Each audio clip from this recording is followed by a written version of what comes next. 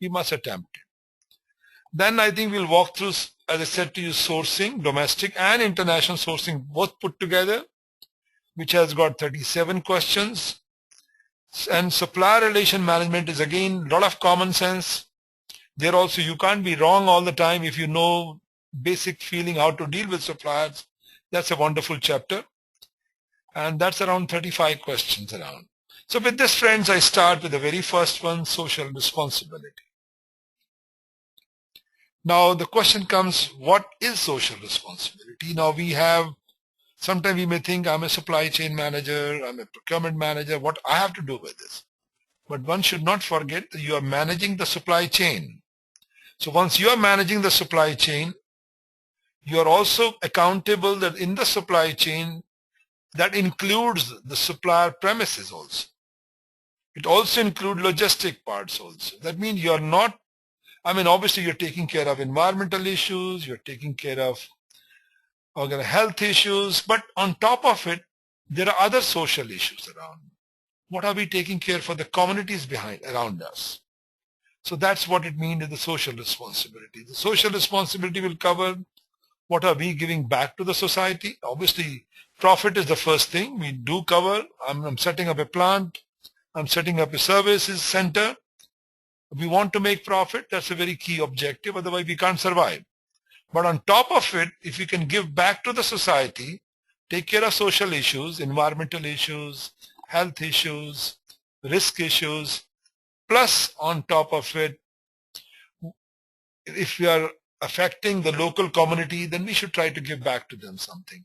We should not be hiring the, small age children around. We should be taking care of their school education, whatever you can think of from the social angle. That's what we talk about. I'm sure you know very well, recently, the last year's Government of India has also come up with CRM. So CSR. So CSR is nothing but the C stands for corporate social responsibility. So the corporate-based business, so we are all talking about the corporate CSR. So the government has also made very clear in Government of India, in Europe it is very common, 2% of your profit goes back to CSR activities. So the 2% goes to CSR. So in short, nowadays many companies, I was surprised, I met one guy from IEM last time in Ahmedabad. I said, what are you doing? He said, I'm looking after the CSR activities. So taking care of rural development, taking care of water, taking care of sanitations, those type of subjects, which in the good old days, NGOs used to do around. So now even the companies have got experts, managers who are only taking care of CSR. And this is growing very fast. I see sometimes people come into a station, do you know someone who can help us in taking care of CSR activities around? So CSR is becoming another wonderful areas. Some people who love to work for the societies and the big companies they are working, I think CSR is a wonderful growth area. It's a very new areas. It's a growth area. Some companies are doing themselves. Some companies are giving the funds to NGOs and they are taking care of it. That's why you see in the last 1 year, there's a big mushroom of NGOs coming up to take care of various issues around. Some are taking care of education, some taking care of deprived people, some people are taking care of the older people, so various issues around. So well, friend, with this, let me walk through the social responsibility. So in the agendas, again, this I've taken from yours, you can say study guide. There are 3 sub-chapters around, which the one is develop and act upon the code of business conduct, 5 questions. Second is about the environmentally, responsibly and compliant program. And this again gets around the 5 questions. And the last one is safety and health, 4 questions. Safety is very important around people who are working, they are safe.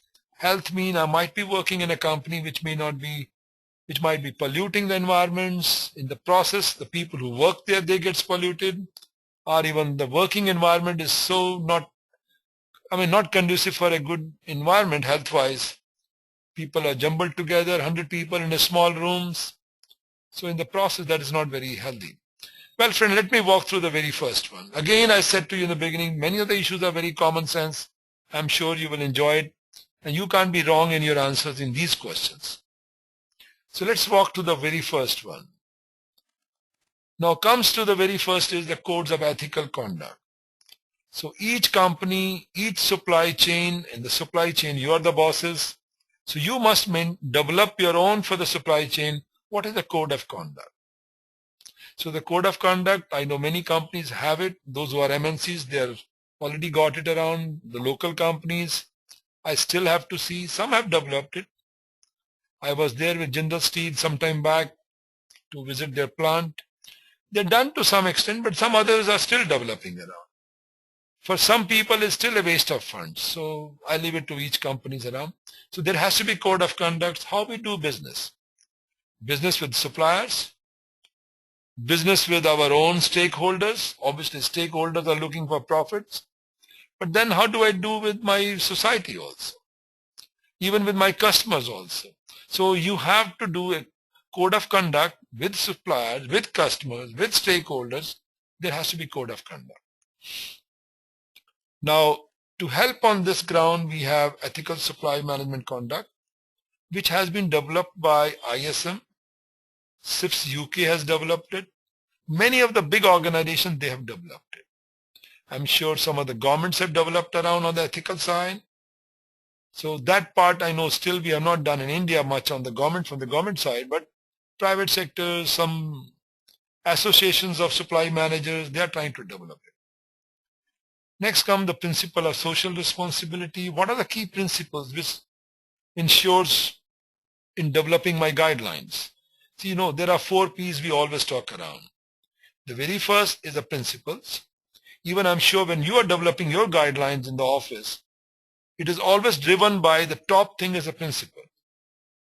So you have the principles. Based on the principle, you develop your mission, vision, whatever you call around. From that P, the principle, you come to the policy. You develop your policy on that. Then based on the policy, you develop your procedures. And based on the procedures, you develop your practices. So in short, it all starts with the 4 Ps. Very popular, I would call around. Starts with the principle. If I'm working in any organization, I'll say, guys, what are your principles of doing this?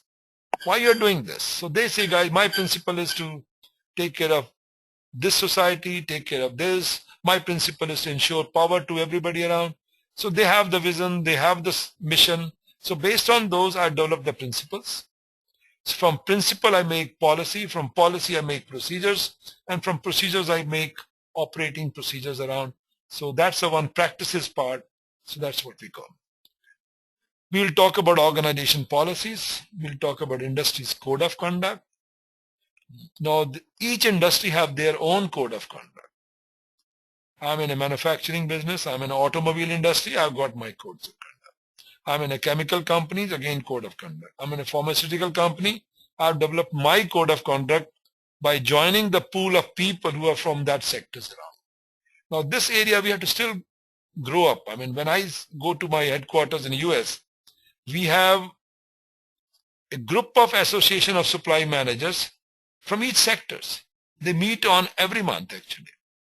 I said, okay, now you're having a meeting with those who are dealing with the IT business. They have their own code of conduct. And this is a group of people, procurement people, supply manager people, logistic people coming from automobile industry. So they meet on a regular basis, share their own codes of conduct. So they are developed it. Then there are international issues. When I say international issues, I'm talking of United Nations technically. So the United Nations has developed their own principles around, 10 principles. I think I covered some of them yesterday also. Communications, training, and the laws. Then on the top of it, there are laws governing the ethics part. So we'll walk through the various laws, how we take care of it. What I will do is after I have covered this, I will again give a small break and then I will ask questions. In between, if you want to start writing questions, you can go on writing and I will obviously try to answer all of them. Then comes the principle. Obviously, the key principles are, the very first principle is loyalty to your organization. You're loyal to the organization because you don't want to be a whistleblower all the time and in the process the company goes down the drain. You have to be loyal. That's the first principle. Their objective is very clear. Then justice to those whom you deal. You're dealing with suppliers, you're dealing with customers.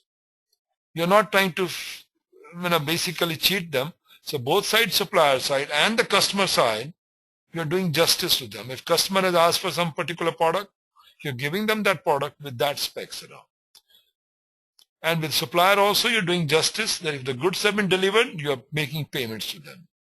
And then your last is your professional, capacity, in the sense of faith in your profession. That, as a profession, you say, I'm proud of my profession.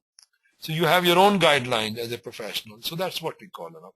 So based on these three principles, your codes of conduct are made around. Now the supply management conduct, if I look around, so this is again, this is what I've taken the bullets from ISM once, because they have developed their own code of conduct for the supply management people. And based on that, you can take the same one or improve upon what you feel in your organization. So this becomes your basis for that, more like a boilerplate. Now, avoid an intent of appearance of an unethical and compromising practice. So you basically, when you are dealing around with someone's, so ensure that you are not unethical. So word ethical and unethical is basically two issues around. Ethical is what is right, what is wrong. Now each society again may have a different definition of right and wrong. I know in the school stage when we go around, we are taught something, we call them as moral values. In the grade 1, grade 2, even at the nursery stage, we are taught about the ethics part. So ethic is also the improved version of moral, the application of that. So we say this is right, this is wrong. Now like in some countries, giving a gift is very right. And if you say, I'm not going to take your gift, people will get annoyed. But in the Western world, giving gift, basically you're seeking favors. So I remember in the UN, we used to get a lot of gifts around in the Christmas time with all the supply sources. Some will come with drinks, some will come with something. But later on it came up, guys, this is not correct. So we'll basically have zero tolerance. So zero tolerance means no gifts at all, nothing. So in process, we will just say sorry to them, those who come with the gifts. So again, ethic is somewhat a very gray area, I would say, what is right, wrong. But now I think people are learning anything which influences your decision, we should avoid it. Then comes the demonstrate the loyalty by following instructions. Avoid conflict of interest around. I think I touched this yesterday around. Sometimes we could have a conflict of interest. So that is also we have to see around that if I'm dealing with some subjects, I'm dealing with a company, my spouse is working with that company around, then there is a conflict of interest around. Soliciting money, loans, gift, favors, these are all conflict of interest around. Handle confidential or proprietary information with care. Suppliers have given you some information, please be careful not to share with everyone. Promote positive supplier relationship with courtesy and impartiality. Develop and maintain professional competence around. Conduct supply management as per guidelines. Enhance the stature of supply management profession. So technically, you have to improve the profile of the supply management. So that's what it means. That means if somebody says you are a supply manager, people should say, oh, these are very matter of pride. So that's the way we look at it.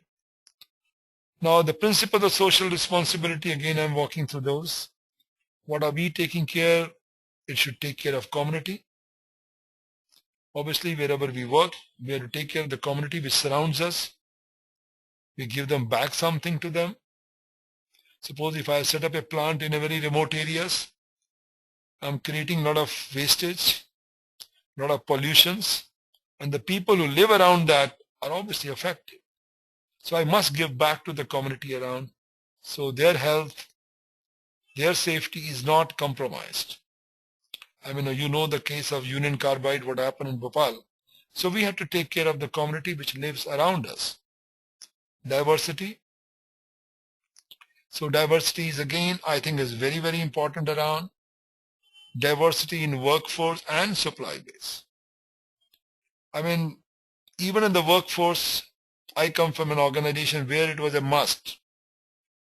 Gender diversity, there has to be 50% women's at every level.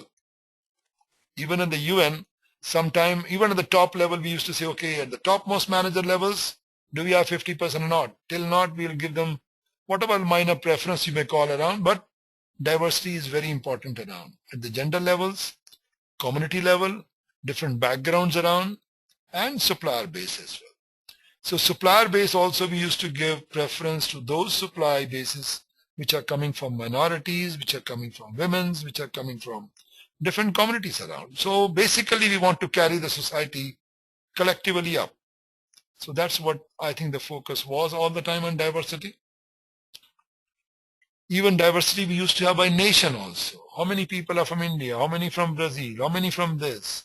We used to have that basis around. If we find too many people are from India, we'll like to say, okay guys, now we'll not hire people from this, we'll hire from other country. So we used to have a diversity approach all the time. Environment. Commitment to sustainability is very important around. One is environmental, that means you are setting up a plant, you get from environmental and ministry approval. That's fine. But then there's the sustainability issues around. So sustainability means when I'm operating it, I might be creating some wastages, which might be going into the sewage, which might be going into the rivers, which might be going to the sea, which might be going to the air. So some part I know the law takes care of it, but then something which I do it on a daily basis because of my operation, that environmental damage we have to be very ensured that it's sustainable. Through the use of recycling, can I recycle the waste? Even if water, can I recycle the waters? And renewable sources around. So that part, I mean, I've seen those plants which are totally getting energy from windmills. Particularly in the Nordic countries, you'll find many plants around. Government doesn't give you any electricity around. You put up your own plant of windmills, and the windmill takes care of your whole power. So there are sometimes renewable sources that type around. Ethics is there. Take time to understand ethical matters around. Financial responsibility. Obviously, whenever you're making any decision for buying or whatever spending money, you have to ensure that the cash flow position is good. Human rights and safety. They're very, very important around. And then the safety of the people who are working in the supply chain. I'm not looking at the supply chain within your premises. I'm also looking at the supply chain from the suppliers, from tier 1 supplier, from tier 2 supplier till yours. In that chain, are we having enough safety around or not? So safety from the health angle, from the environmental angle, all those things around. Human rights are very important issues. I know in India also is becoming very, that we are not misusing people around.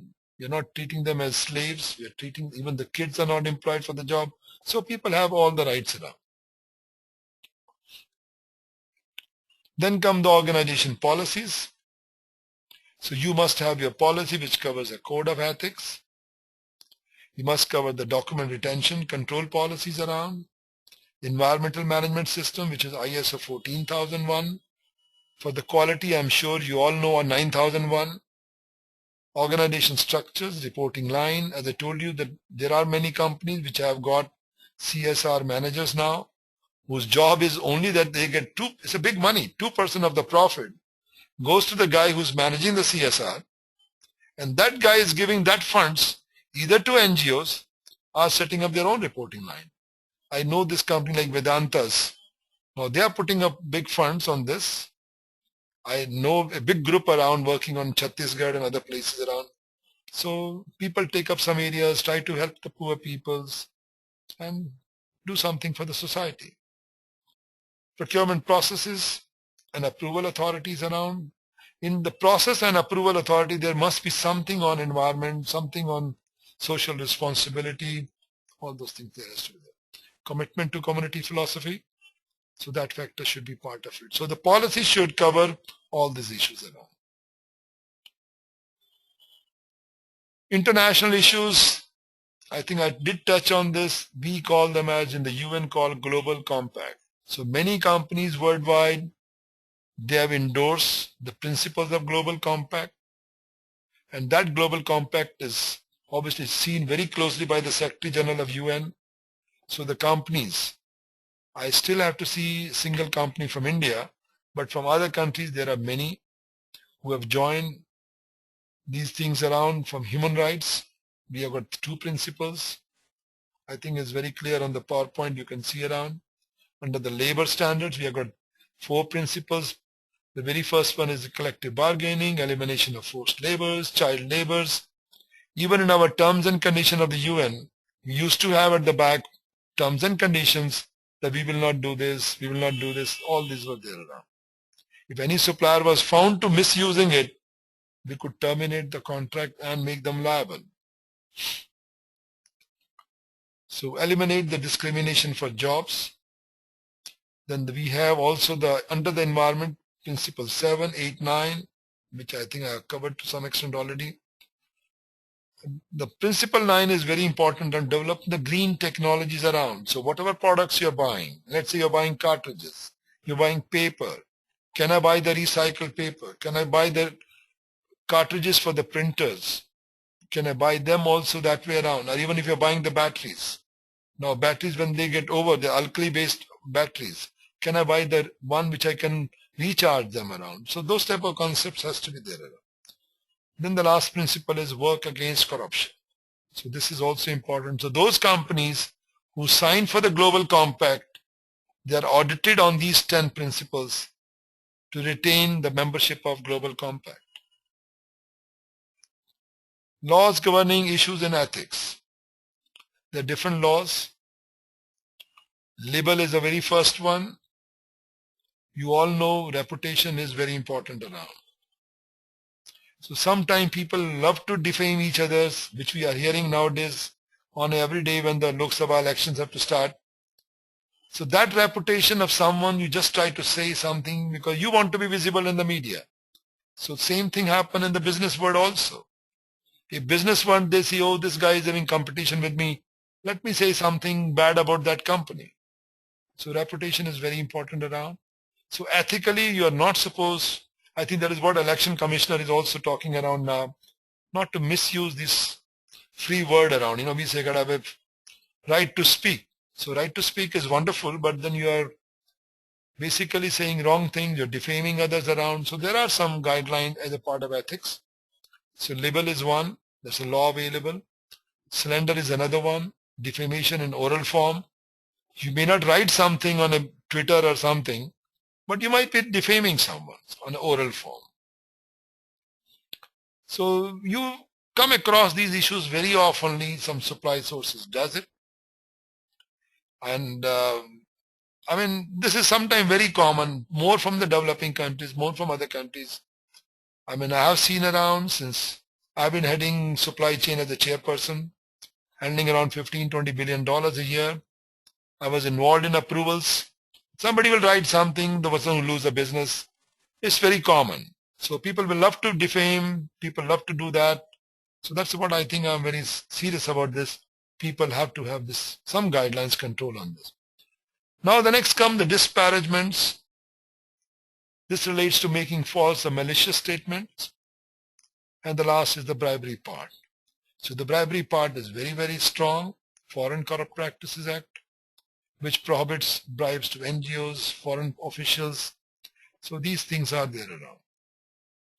And these are looked with a big magnifying glass in the Western world. Well, friend, this finishes our first agenda item. And now I will walk to the second one, which is all about environmentally responsible compliant guidelines. I think we can take the question 3 together. I mean, still we have not covered much. We can do it. Yeah, we can finish. Otherwise, timing will be too far.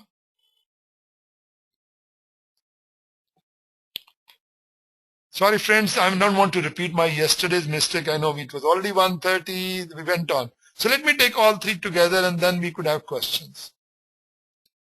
I could see some questions have come up, but still give me a few minutes. But go on writing your questions side by side. Okay, now I go to the second agenda point, which is environmentally responsible compliant programs throughout the supply chain and life cycle.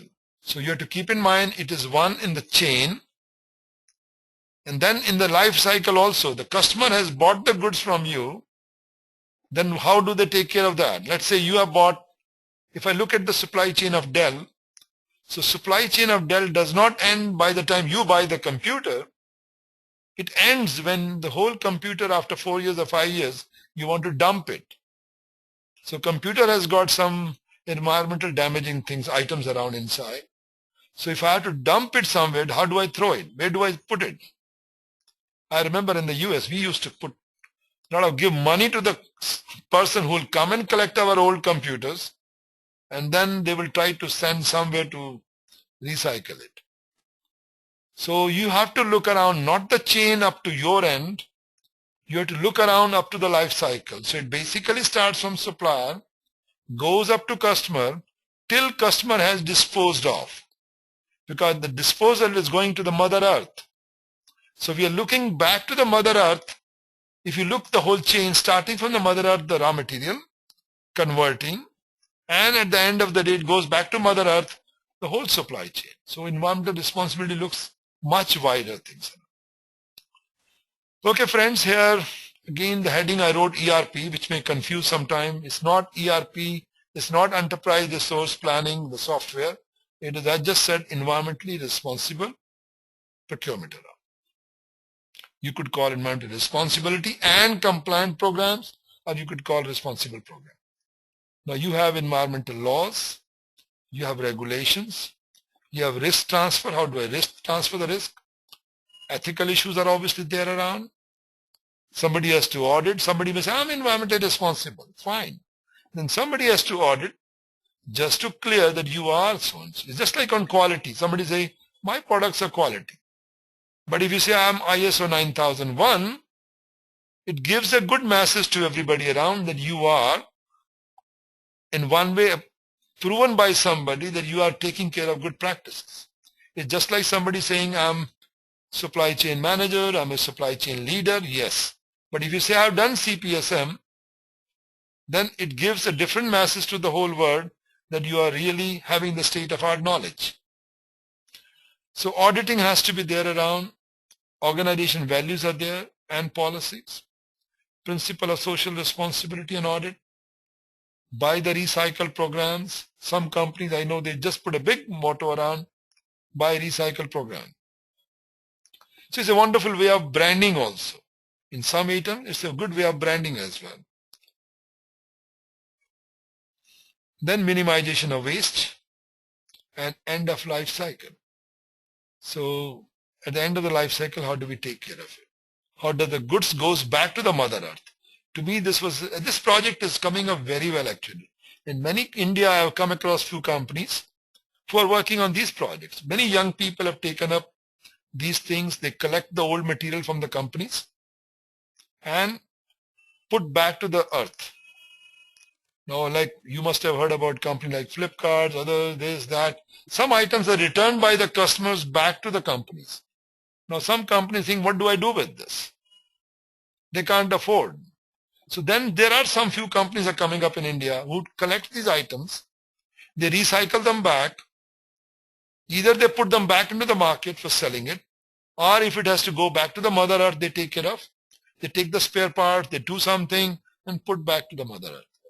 So this is a growing business in India. Well, friends, coming back to the next is environmental laws and regulations. Environmental sustainability is a global initiative. So we must take care of this. US federal laws sets out a lot of civil penalties, criminal penalties, who are violating the clean air, who are violating the water, who are violating the pollution part. I'm sure you must have read many times in the news coming around, so-and-so ship tanker was going around, oil got leaked, oil leaked into the sea, so many birds died, and there used to be big penalties of billions of dollars to those companies around. So that laws are very strong on those angles. The next comes all organization individuals in the chain of creation, distribution, who are responsible for cleanup costs. Again, we are looking from cradle to grave. So it is not within my four walls I have got environmental friendly. It is also neighborhood, and from the moment the goods are coming till the end, they go back to the earth. So cradle to grave approach is the one around. Risk transfers. Now question comes, when you're doing all these things around, somebody might be giving goods to you. You're buying. but you're using it and then you're putting them into one big product and giving it to the customers. So question is, again, a generator of toxic. I might have developed some chemicals which has hazardous waste. So I'm the generator of toxic and hazardous waste. Then I could give that contract to a third party. That guys collect the waste from me and dumps in the neighborhood. So, but you have to keep in mind, contractually, I'm also accountable. So I'm subcontracting somebody, I'm passing on the buck to someone, but keep in mind, as a company, when you're selling your waste, which has hazardous material, you may say, I'm taking care of it, my supplier is messing it up. It is not the contractor, you are also accountable. So sometime in those situations, insurance, I remember a case I used to visit many times in Madras, in Chennai. So in Chennai, there used to be a lot of leather processing companies. You can imagine the leather processing, when you get from the beef or something, the skin, and you have to process it, it's a lot of chemicals. And those chemicals used to be drained to the earth. And those chemicals, when they go to the earth, it becomes totally infertile land. So in those situations, somebody can sue you back that you have messed up the land itself. So you should be paid for it. So sometime to cover this, you need to get insurance. Then the legal issues comes up. So this is broadly around. ISO 14000, again, is environmental management system. It's all about EMS. Some companies are trying to get ISO 14000 standards. Some people have got ISO 9000. I'm sure many of you must be having. I'm proud to say that we try to get, even in the supply chain offices in many countries, ISO 9000. Because that gave us a pride that, okay, we are 9000, then we are taking care of it. And I felt a big change in my organization when I got, even in Delhi office of UNDP, when I got them ISO 9001. So down the line, people are very careful that we are using quality approach. Now, when you get 14,000, you become environmental approach. So that's the way it is. You encourage green products, you encourage green ideas. So that's what the ISO 14,000 comes in. Environmental audit. Now, these audits can be done internally, they can be done from external, they can be done in the supply chain. So this is how it goes on. Waste reduction. This is the 3 R's, very, very popular around. Reduce. I mean, if you feel you don't need the product, don't buy it. So technically, even in the office, I'm sure you must have seen, there are a lot of wastages around. So that means wastage means you are taking out more stuff from the earth. So reduce, try to make it more sustainable approach around. Reuse. If you feel something, you have products around, you can recycle them, you can reuse them. If I got cartridge sticks, if I can refill them, yes, use it. So reusing is one approach. Reducing is one approach. That we don't buy it. So cut down your buying. Make use of it. The last is recycle. If you can recycle those parts, raw materials, steel, plastics, fine. And then you have a disposal options before the life cycle completions. Seek options for disposal. Well, friend, thanks again for this. And now I move to the last one. Then we'll have, please keep your questions ready for that.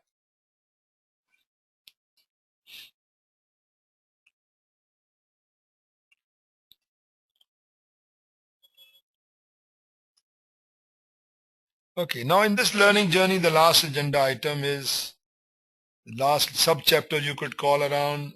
So 1D1, D2, now it's D3. Implement, monitor, and promote organization and supply chain safety policy.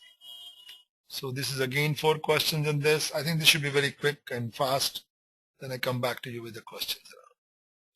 Okay, then we have the laws and regulations for that, which takes care of environmental health, safety. So in US it is called OSHA, Safety and Health Agencies around. Then we have policies and procedures, suppliers, subcontractors, customer driven requirements around. So safety is also part around.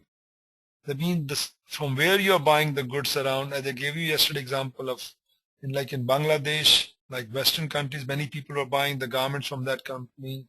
The company caught the fire around. It could happen anywhere. It could happen in our country also. So, but that becomes international news. That to cut down the cost, we are going to the low cost country who don't care for safeties, who don't care for health. So we have to be very careful that we don't want to get, in today's world, image is very important around. So look around the company like Microsoft. They spend so much money on society back. This is what Bill Gates does. Philanthropist guy. So you get a good credit for the companies around. So whenever these guys travel any country, people respect them. But then there are other rich people in the world, they don't give back anything to the society. They become the richest people of the world, but they don't give back to the society. In the process, their company image also suffers. So this is what it calls around, that whenever you're buying something from those companies, okay, your obviously job is to look at the pricing, costing, great, but not at the cost of those companies which are unsafe and don't give basic facilities to the supply.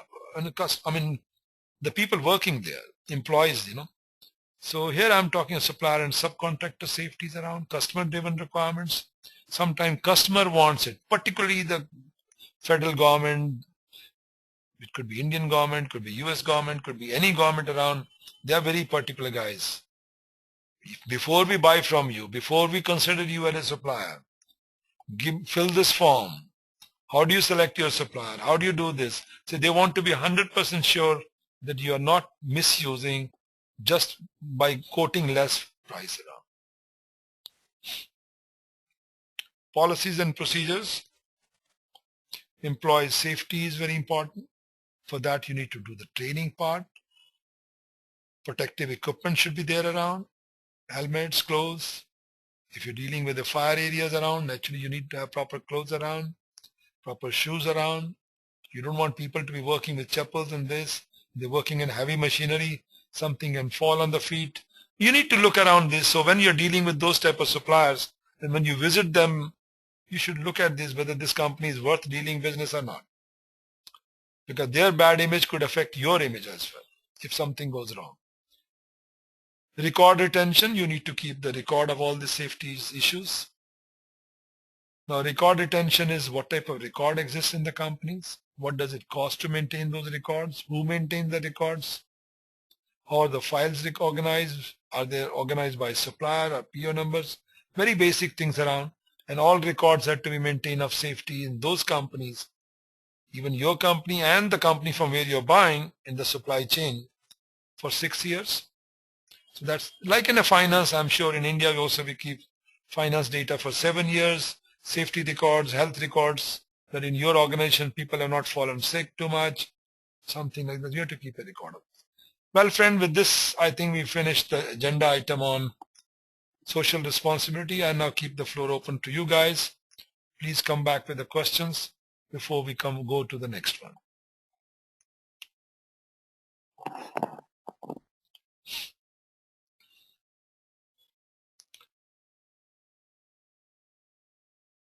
Okay, now let's see, who are the questions now?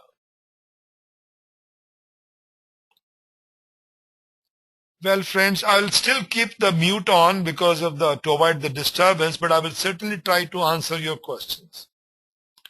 Now, somebody has mentioned, I think Yogesh has mentioned around getting goods from handicap.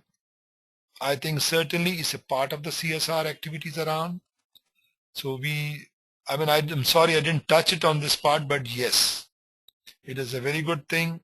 Some organizations do give importance to this. I think it's a great thing. Now, in between audio is going. I think Nia, it looks like the audio you have issues around. My from last 1 minute around will be the question from social response come as case studies. Do ISM India have some questions around? India have some.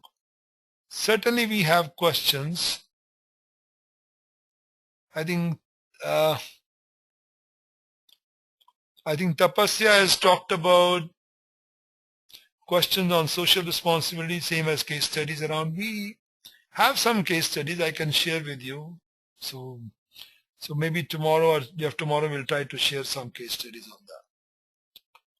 Bank, other than diagnostic kit for more practices. Yes, we will have few and I'll try to share with you. Then question comes from Neha. Okay, I think Neha, your looks like system is working. Now let me go back to some of you, if any questions. I know I could see the subject is very common sense questions. So maybe I can go faster on this. I could see from Harsh, I could see from Aarti, yes. Now let me go one by one. I'll remove the mute part and then try to listen from each one of you.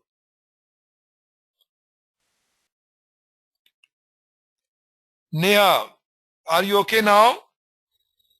Hello, Neha. Neha, can you hear us? Now I can see Jesh has raised a hand. Jesh, any questions? Yes, sir.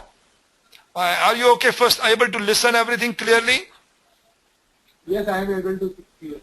Okay. Any advice for us? You want us to improve or something? Side by side? No, it's okay, sir. I will hear. Okay, wonderful. Any question, then let me know, because I know it's a very common basis question, so let me still walk. Now I can see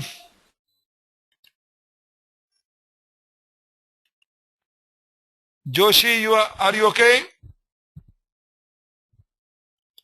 Hi, Yogesh.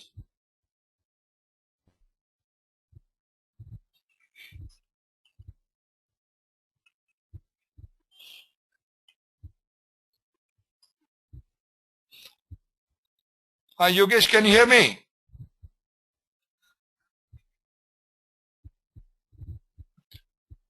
Okay, I don't see much questions around, so I will like to move to the next then. And I think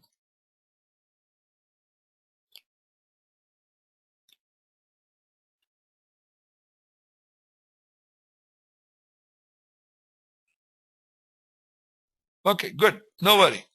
So let me walk through quickly.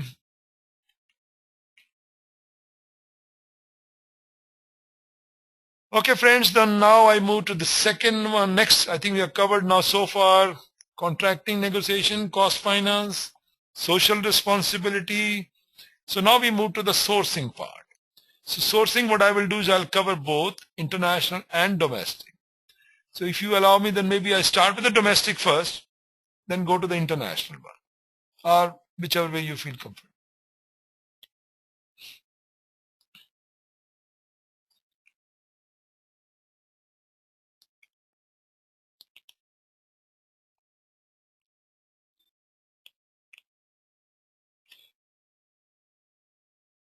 Okay, friends, now welcome to the learning journey covering sourcing. So this sourcing is all about domestic. So then I will do is, once I've covered these 3 points, 3 agenda item under sourcing, we will talk about international sourcing. Basically, when we say of international sourcing in a global world today now, what are the issues, concerns about international sourcing? Let's walk through sourcing first. So sourcing is, first thing is, how do I analyze the potential sources of goods and services? That's the very first thing. How do I identify? Then, how do I evaluate the competitive offerings? I get the offers, how do I get the best one? The last one is plan and communicate sourcing and supply strategy based on forecasted data. So there is a forecasted data. How do I communicate them? So literally you get 6 questions in the first agenda item, 7 for the second, and the last is 7 questions. Okay, friends, I walked through the first ones, analyzing it. You need to do your supply base analysis first. What type of suppliers you have in your system? I remember this is the thing which we used to do for each country, because we had 175 countries in my UN base. Each country used to have some 6,000, some 7,000. I mean, it's a big number. So big is not beautiful in this case. But sometimes people want to narrow down. They want to rationalize the supply base. I remember some time back there was an article from Tata's company, Tata Motors. They were trying to cut down the number of suppliers from 200 to maybe 35 or 36. So instead of dealing with 250 or 300 suppliers, you deal with a smaller group and make much better relationship. So that's what it means around. Nature of sources and its impact, existing versus new supplier. So you need to look around three areas around. One is to analyze your base. What are your sources around? And what are the impacts of those? And lastly, is existing versus new supplier. You might be fed up with one supplier. You think this guy is not giving any creative ideas around. Then you see my competitor is buying from so-and-so and their products are much more modern, much better sleek, much better looking, better quality, and my existing supplier, I'm not happy. Too much breakage all the time. Quality is poor, so you want to change it. So this is all about sourcing part. Now the supply base analysis is the first thing, degree of competitions. So when we're trying to analyze our existing base, I look around whether do I have full and open competitions? There exist limited competitions. Do I have enough technical competitions? And I think we did discuss this issue yesterday also. Single source, sole source, multiple source around. So sole means there's only one supply source to meet your requirements. Single means you have many choices around, but some way you cut down the numbers. You said this could happen that my company has a subsidiary. Obviously, then I want to be honest loyal to my subsidiary around. I have to buy from them only. I can't go to another one. So that's a single source. Not that it's a sole source, it's a single source. And the last is the multiple sources. Nature of sources, I think we discussed again yesterday on this part. Manufacturers versus distributors. Should I buy the goods from manufacturers or from distributors? Obviously, again, a basic concept of a supply chain. If I can buy directly from manufacturers, I'm cutting down one layer. The moment I cut down one layer, I can expect a good pricing. But then it is not practical until your volume is bigger. If your volume is 1 off or 2 off or 3 off, naturally manufacturer is not willing to work with you. So you may have to go through this. All depends on the situation. So preference is you buy from manufacturers.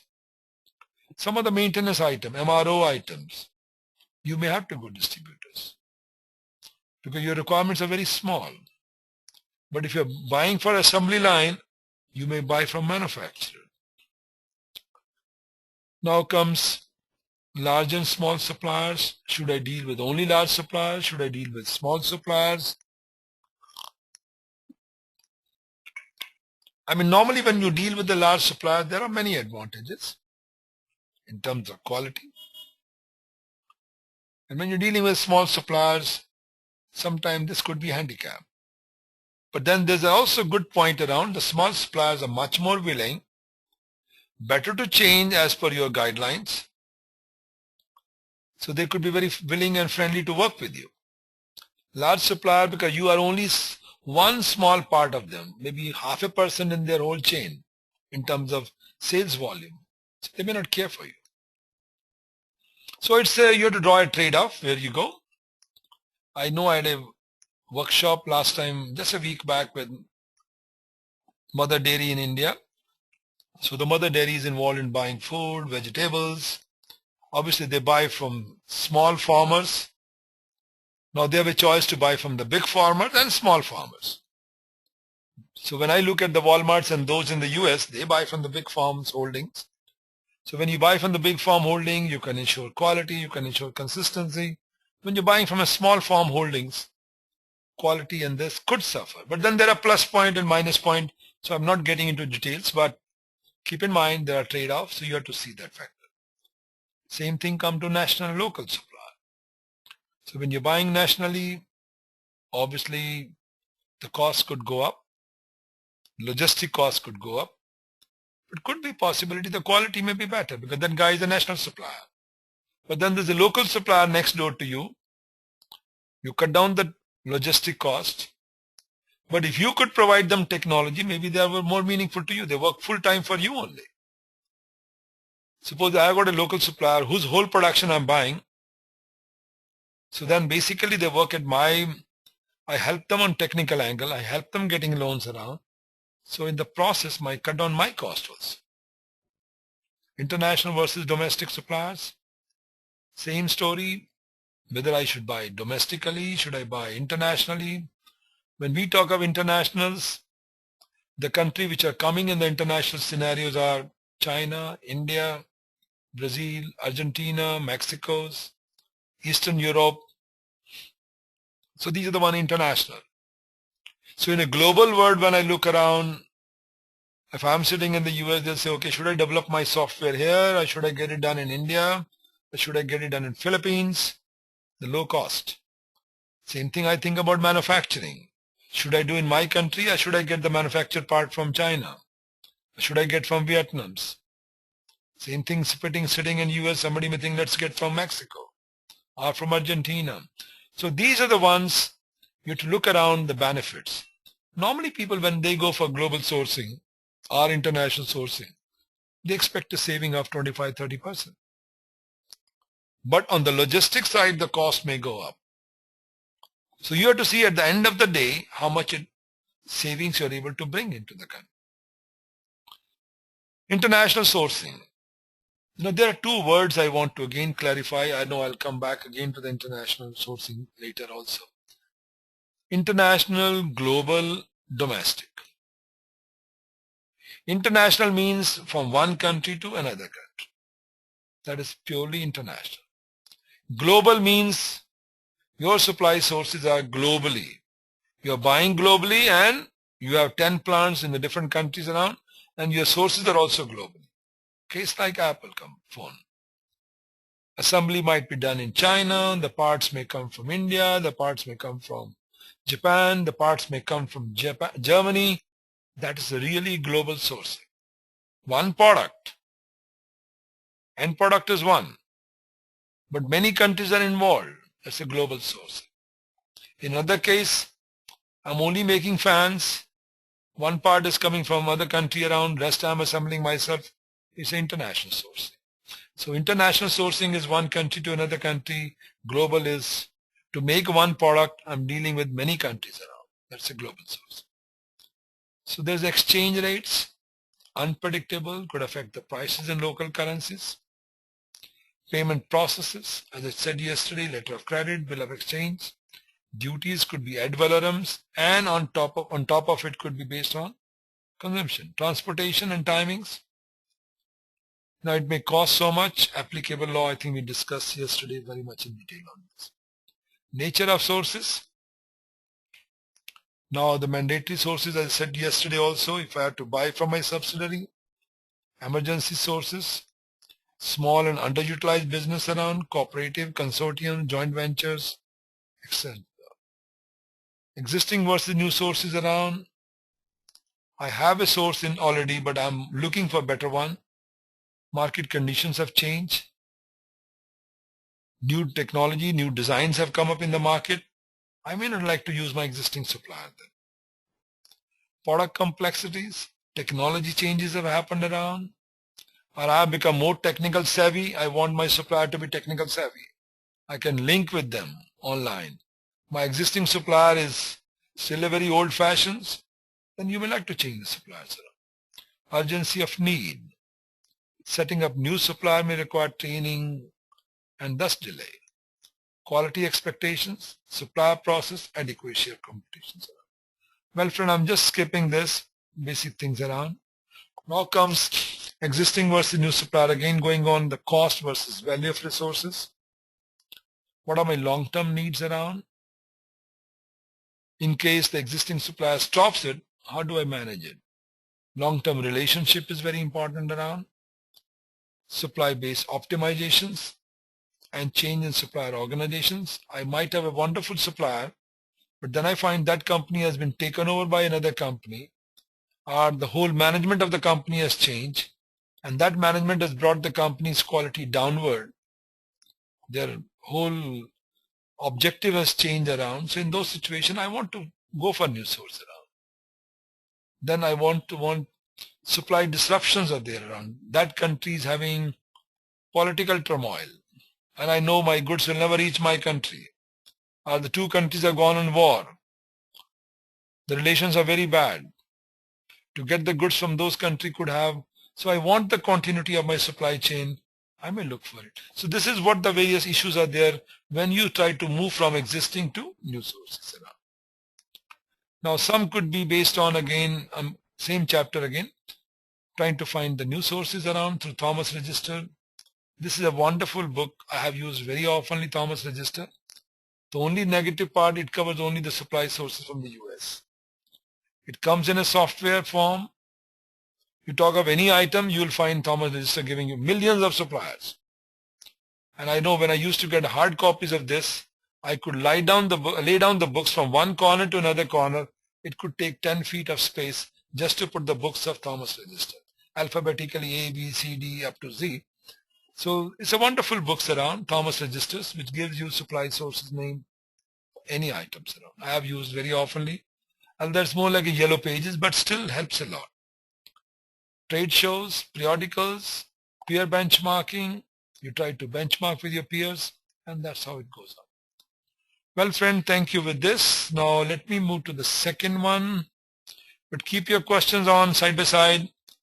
Never mind, even if it gets repeated, I'll try to cover it.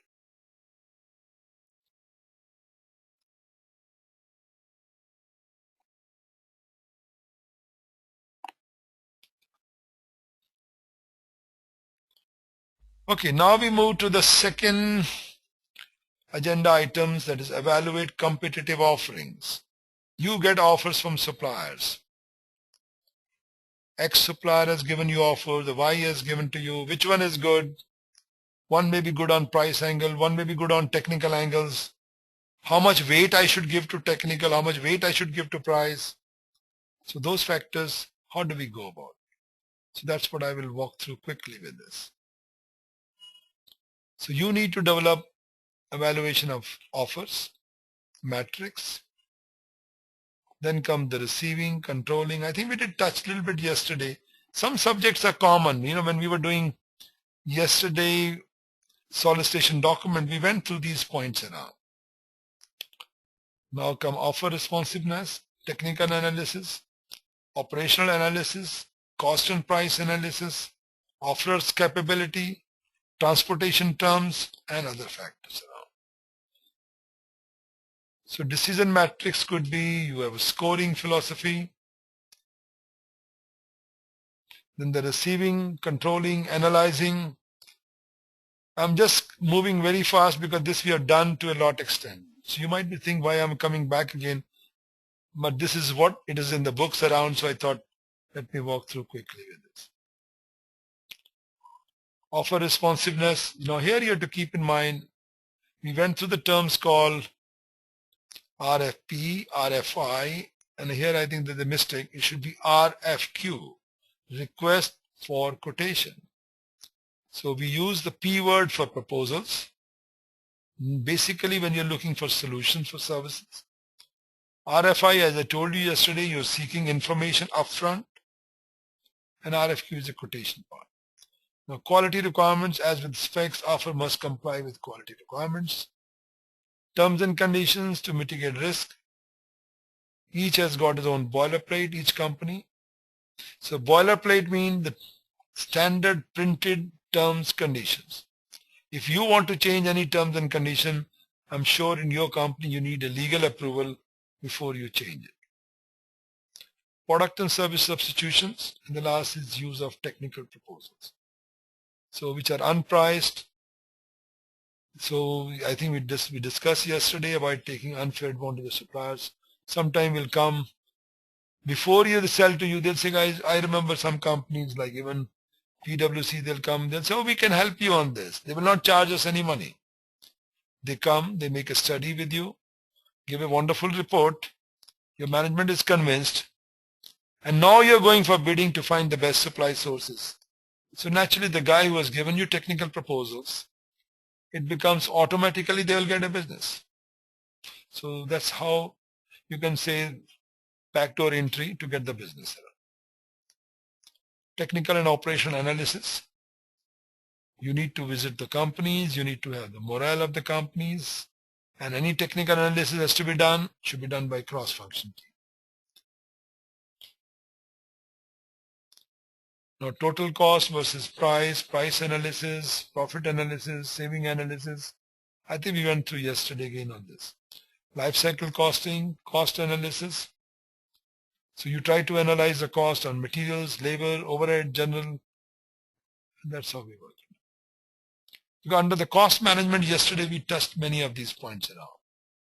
Offers capabilities.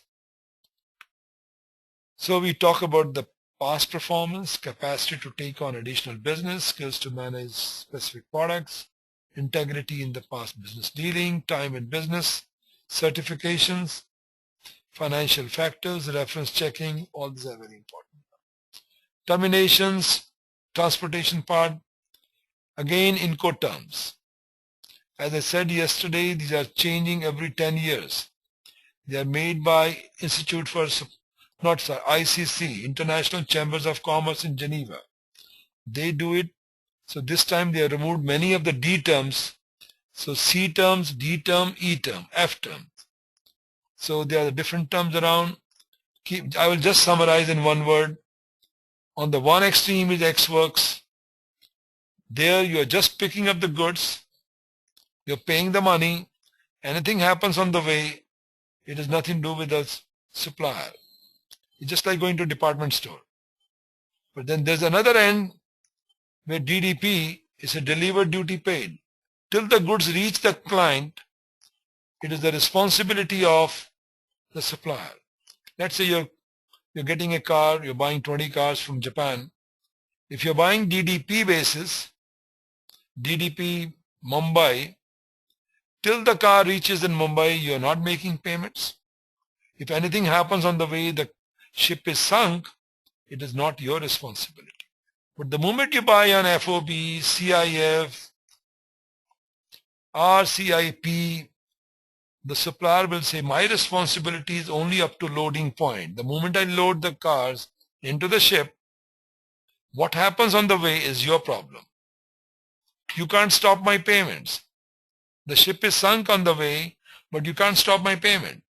Okay, you can make a claim. I'm not questioning that. You can make a claim. The company can help you in reaching the claim. So this is what it covers. So when it comes to the claims also, I just would like to touch one point. I know it may not be, it's not covered in the book much. What type of insurance it is? Is it all risk covered? Or it is, there are again three varieties around: A category, B category, C category. A stands for all risk. But again in all risk, political risks are not covered. If tomorrow in that country there is political turmoil, if things are damaged, it won't be covered. So you need to cover for political risk, all risk. So you have to see around. Insurance is a big subject. You need to know what type of coverage it is. Okay guys, then with this I move further. Keep in mind, I think I just said yesterday also, different questions, all these questions are answered by one typical thing. So these are the Incoterms. Now come other factors. Now availability, do goods and service currently exist? Lead time, logistical concerns, supply diversities, information security. So I can look around. These are factors which you will try to look around when you're deciding a suppliers. Logistical issues, diversity issues, lead time, all these things around. Well, friend, this one ends with this, and let's move to the last one in the sourcing.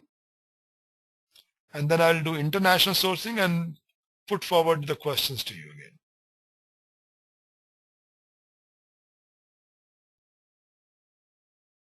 This should be a very quick one. This is not much in this one. Again, we're talking of strategies on forecasted data.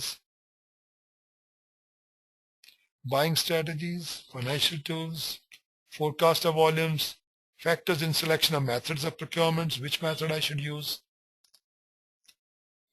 Spot buying is a spot buying. That means I'm buying on the spot. I go to the market, I need immediately, I buy it. Then come buying to requirements. So in this situations, you're buying based on your requirements. You may buy in 3 months in advance, 2 months in advance. Forward buying, you know the prices may change. The budget is coming. You may like to do forward buying. Speculative mean I'm in a trading business. My job is to speculate, buy, sell, buy, sell. That's a speculation. Nowadays, many trading companies are coming around. Many people sitting in front of the computers all the time. They're doing virtually buying. They're buying oil, they're buying gold, they're buying this. And next day they find the prices are going up, sell it up, make a wonderful profit.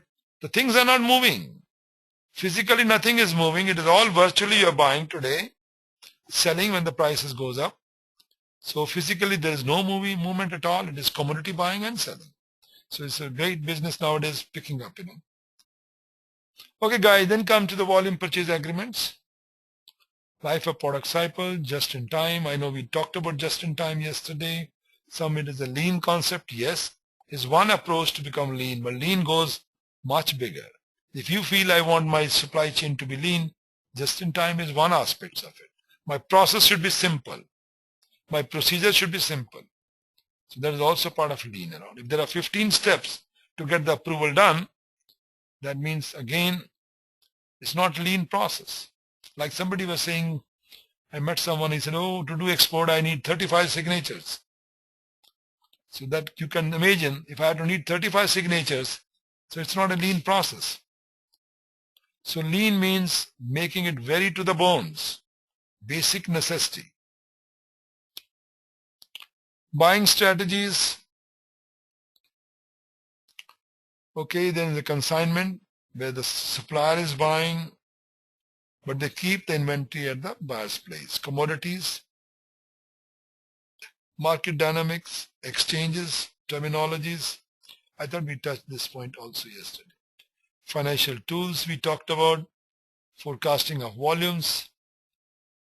This goes on in this basis.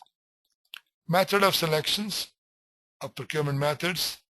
So one is the negotiations part. I know there's only one supplier. I will straight call the suppliers. There are 2 suppliers. I'll call them up, negotiate, end of it. But there I've got hundreds of suppliers. I want to do competitive process.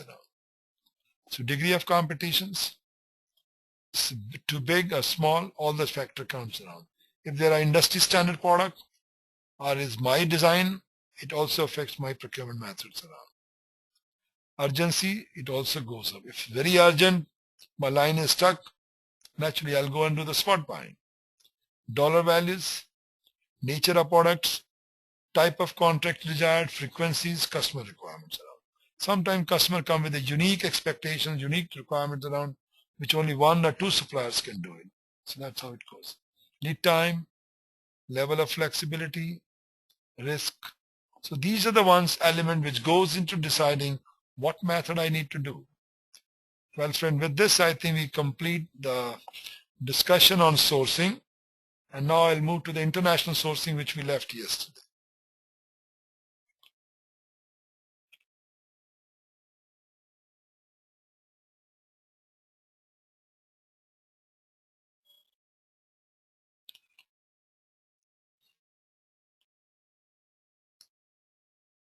Now, international sourcing, again, there are 3 agenda points, but all I club them together now. The key thing which makes a difference in the domestic versus international is all about culture, logistical issues, custom clearance. You think yourself. I mean, again, to a lot of extent, very common. If I'm buying a supply sources within my town is one thing.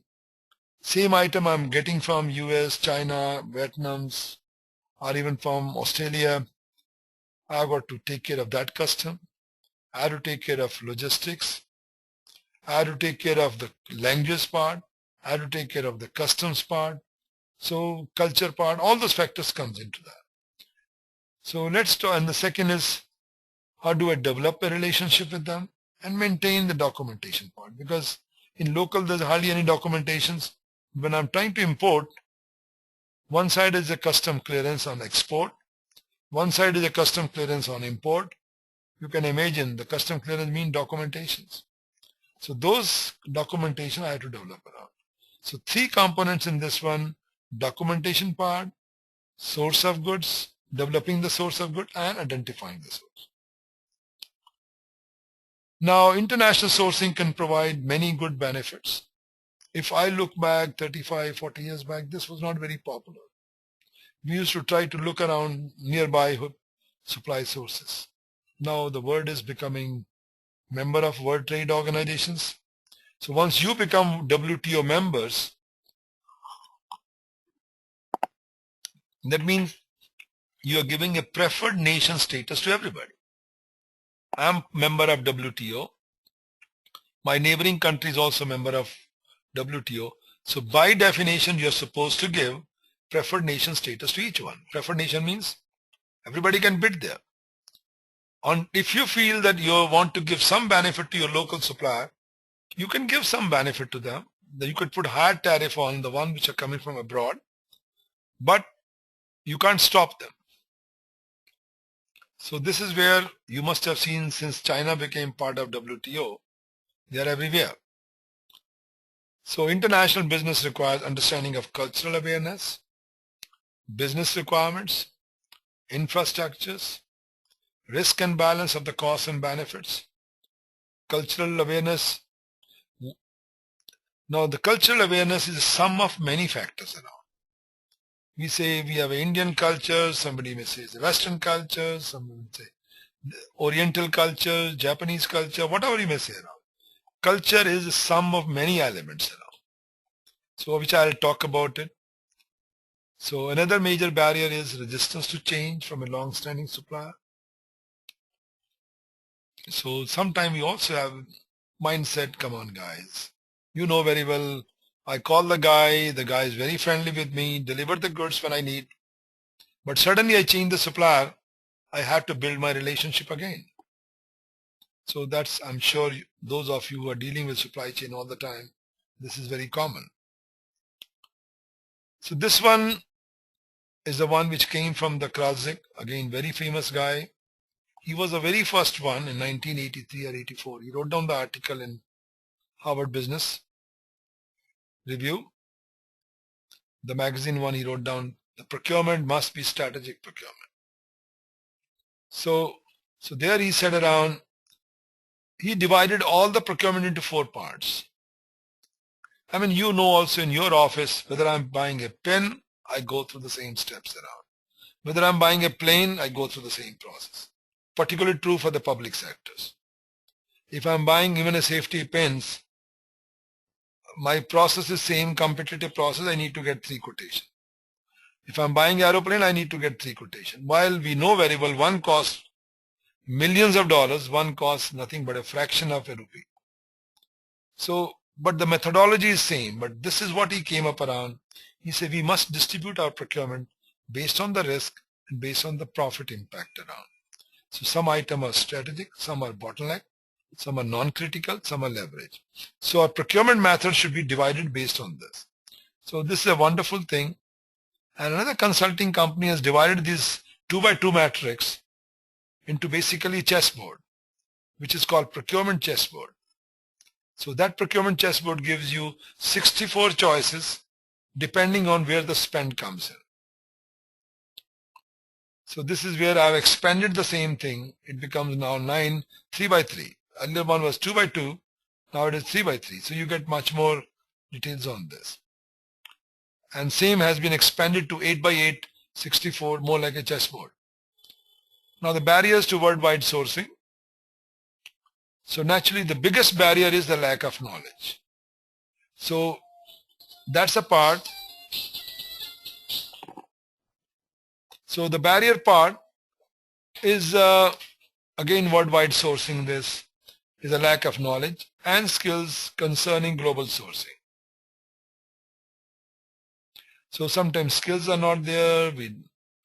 Resistance to change is there, longer lead time is there, then different business customs are there, language is a big problem around, and culture. So I take culture as a combination of all these factors around. Culture is a sum of languages, customs, so that's how it goes. And currency fluctuations. So when you move from domestic to international, so legal issues are there, counter trade requirements are there, costs associated with international purchasing, currency risk. So these are the basically factors. Now you have to keep in mind, I use the word global. So domestic to international is one issue.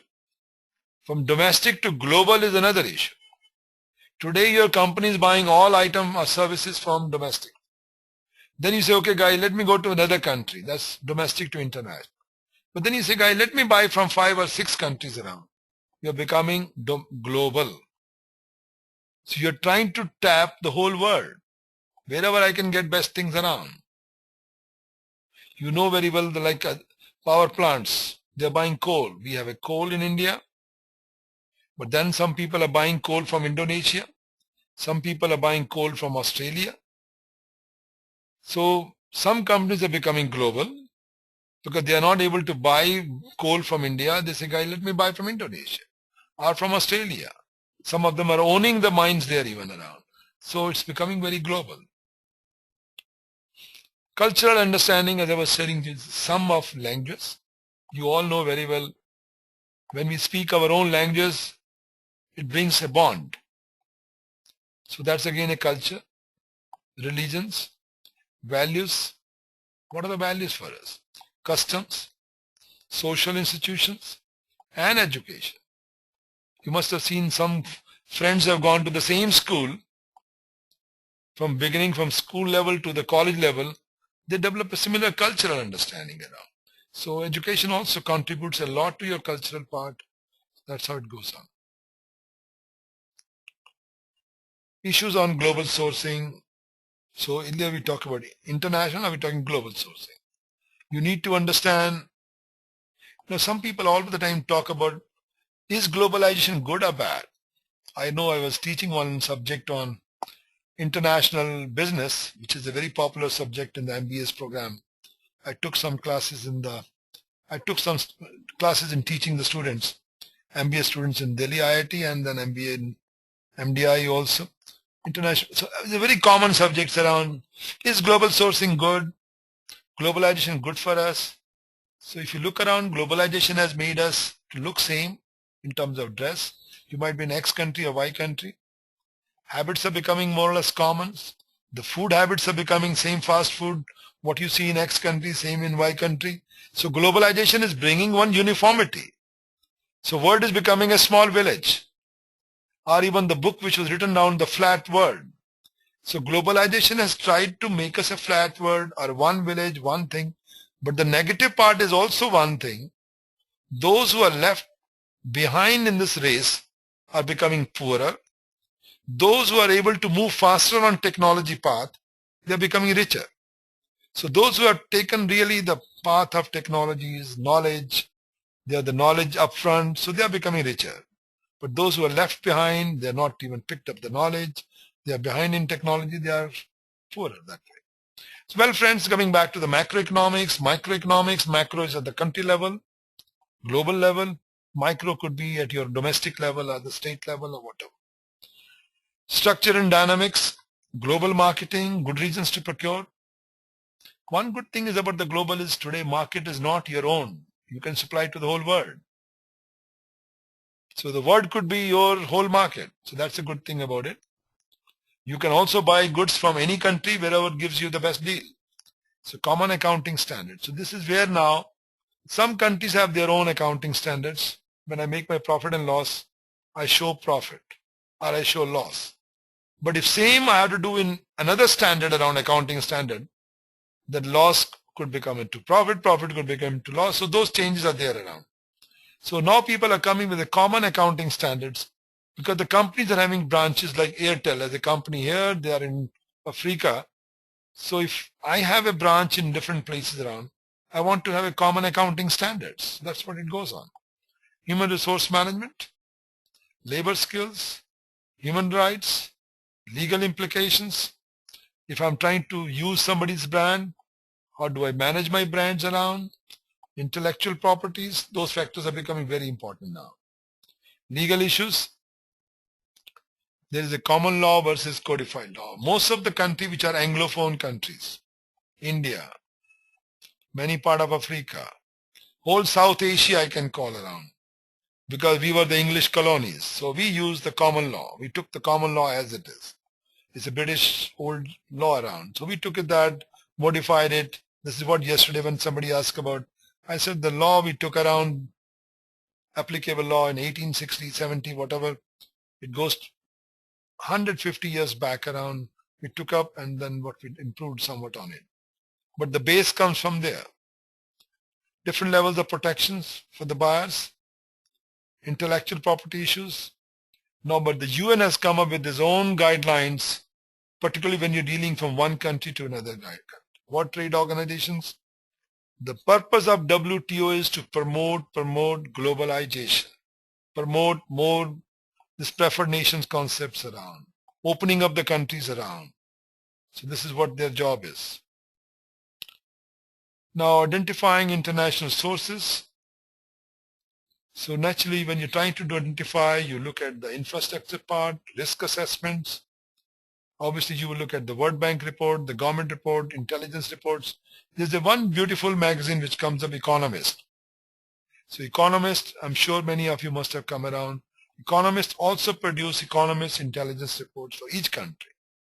For India, for China, for Japan, for every country around. You can see what are the political issues around. Let's say in India, the elections are happening around. So they do their own forecast. What could happen to this in the economic angle?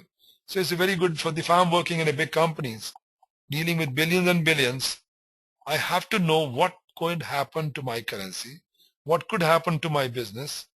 So those factors, you get an intelligence report around. Cost benefit and opportunity analysis around that factor as well we look. Information about the worldwide resources, I showed to you yesterday also. International trade directories, trade shows, trading companies, third-party support, trade consulates. Developing international sources. You can't be very reactive in this basis. Somebody requirement come and then you start finding it out. Many countries, those who are really dealing with it, they have set up their own international procurement office, IPO you could call it now, in those countries where they're buying. So people have, I met somebody sometime back, he had a setup here in Gurgaon, but then he has set up 2 units in China just to identify, explore supply sources there. They don't do anything else except identifying supply sources for the bigger companies. So this is how they do. Research and benchmarking of global suppliers. Interpersonal skills, cultural awareness is very important around. Some people are very easy to make friends with any country's people around. Some have distances. So you need to learn the cultural part, the food side, other side, so you can make good friends very easily around. Financial issues. Again, financially, when you're going for international business, landed cost, exchange rates, often unpredictables. Payment mechanism, as we discussed, letter of credit, taxes are there around, fees are there, tariffs are there, duty drawbacks. So combining all this, you have to look around. If I'm importing, I might be saving on 30% on the cost, but these extra elements, how much is going to cost me? So if you're not getting at the end of the day 10% profit, then you say, why should I go and buy the goods from there?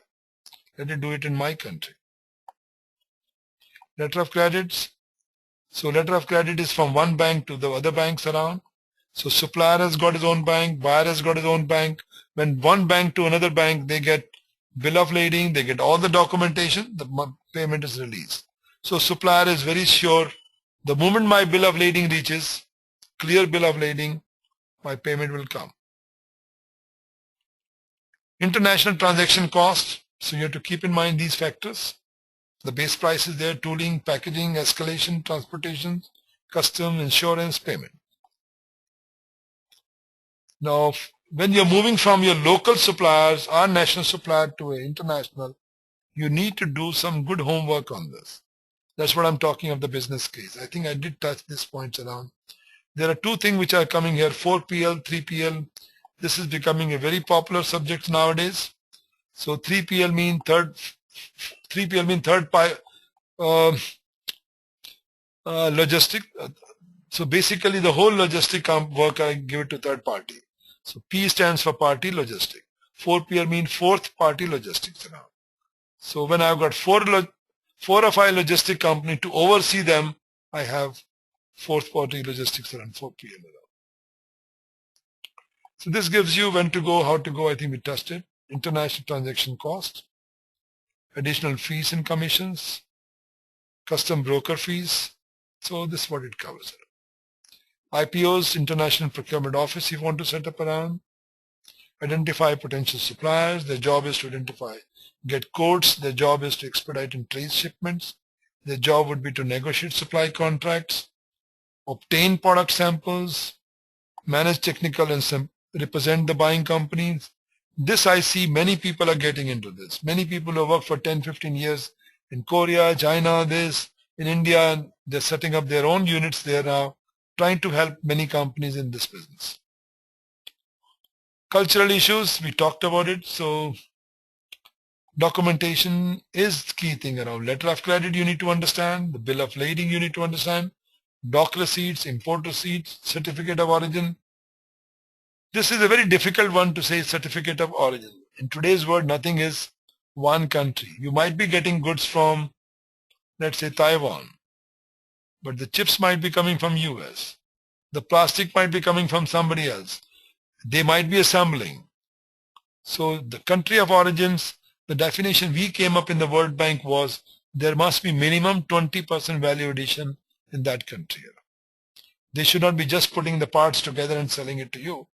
It has to be 20% minimum value addition. From international to global, we talked, I think, yesterday from level 1 to level 5. Well, friends, with this, I think we complete sourcing and international sourcing, which was part of your yesterday's discussion. Now, floor is open. Please come back with your questions. Thanks again.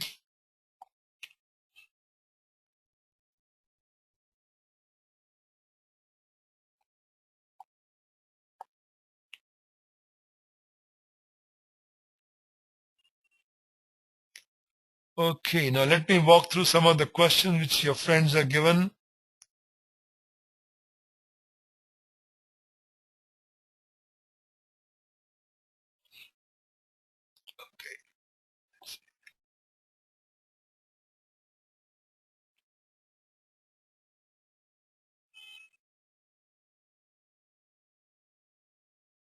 Okay, there's a difference between the forward buying. So there's a forward buying. Now here is talking around, sorry, let me go down question again.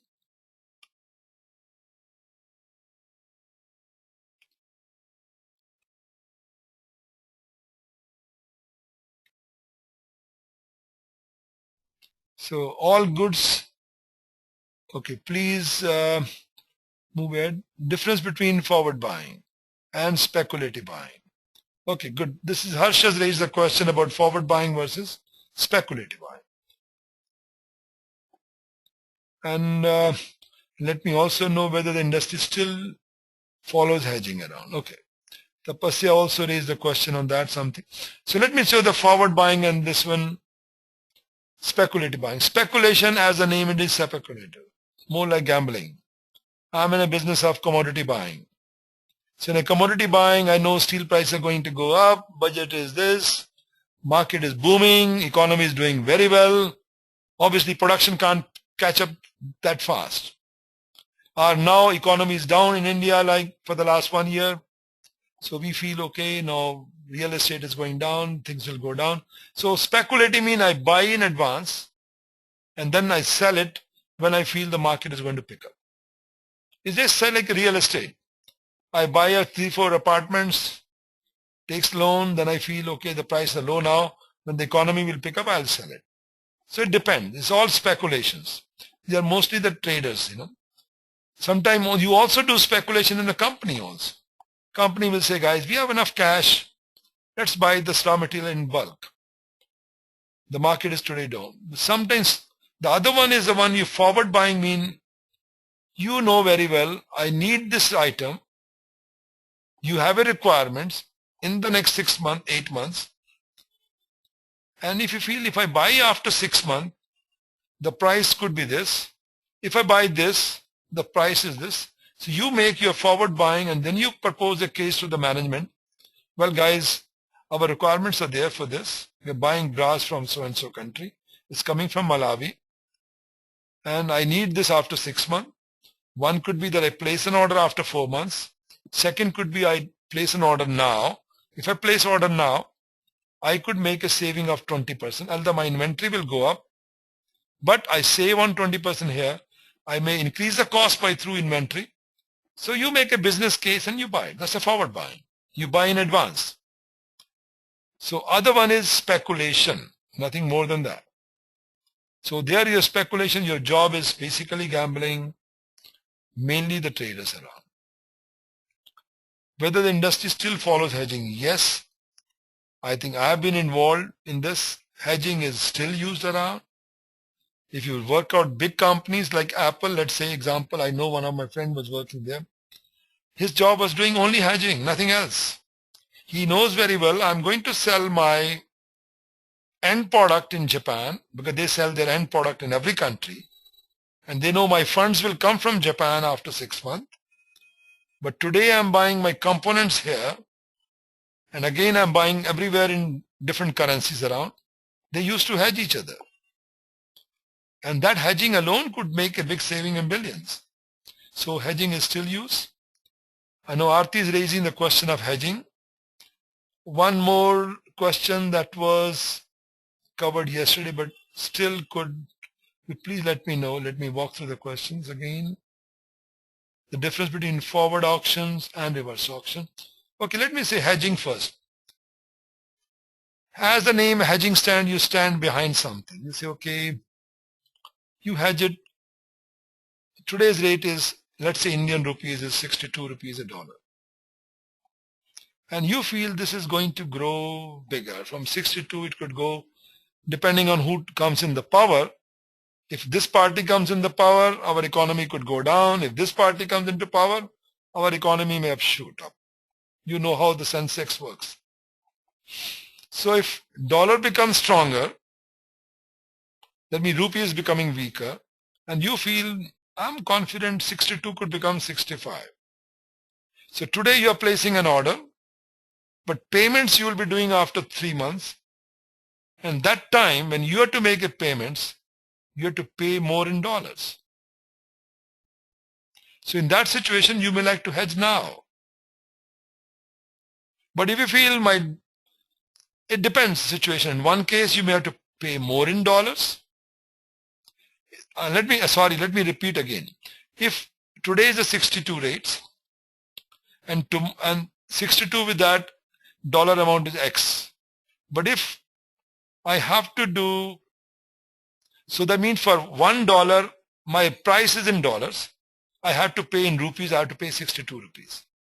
But when it's 62 becomes 65, I have to pay 65 rupees from my budget to get same dollar. So you can imagine when the prices goes up with this, look at last year's. Dollar has changed from 54 to 55 to 62. It has changed around 20-25% in the last 1 year. So that means your budget also shrinks because you are paying to the foreign companies in dollars. So when 55 becomes 65, you have to pay more money in rupees from the rupees budget. Your earnings are in rupees in India. So you are a loser. But if rupee becomes stronger, you gain. So this is where it calls around, people try to hedge it. And there are companies which are willing to hedge for it. They charge something. So you could be a loser, you could be a gainer.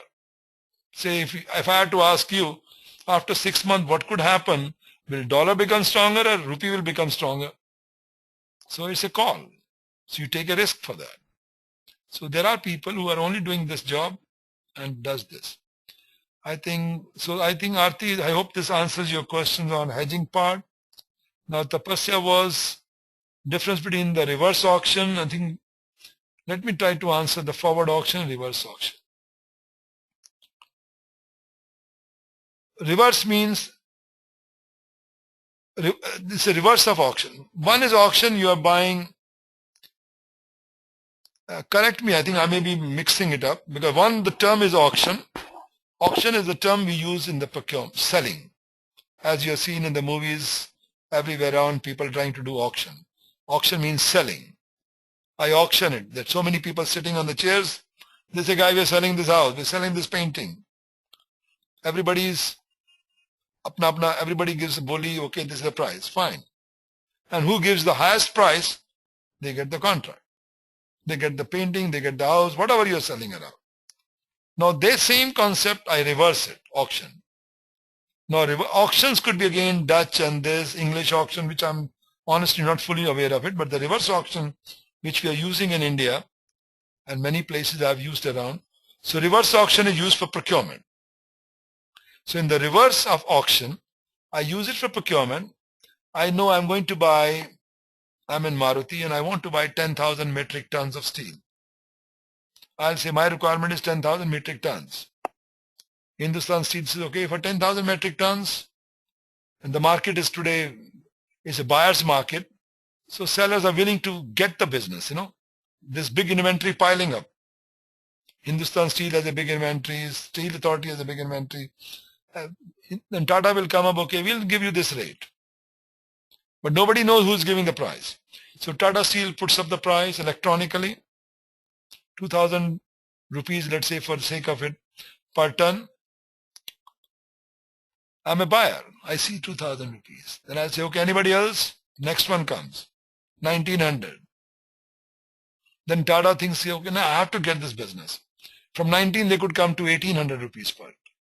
So the one who gives, when this whole discussion stops, they don't know who's quoting it, but the prices are going, I know it as a buyer. So when I see, okay, I'm getting the best deal now, 1,800, nobody's going down. In selling, it was reverse. Who gives the highest price? In reverse, I'm going, who give me the best, lowest price? Then I say, okay, done. So in that reverse auction, very competitive, very transparent, and the deal is made. So that's what we call reverse auction. Good. Any other issues? Let me see if any other questions.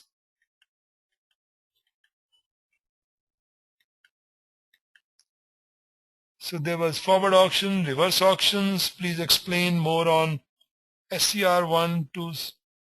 I didn't understand, to be honest. Yogesh, you raised this question. SCR 1, 2, 3.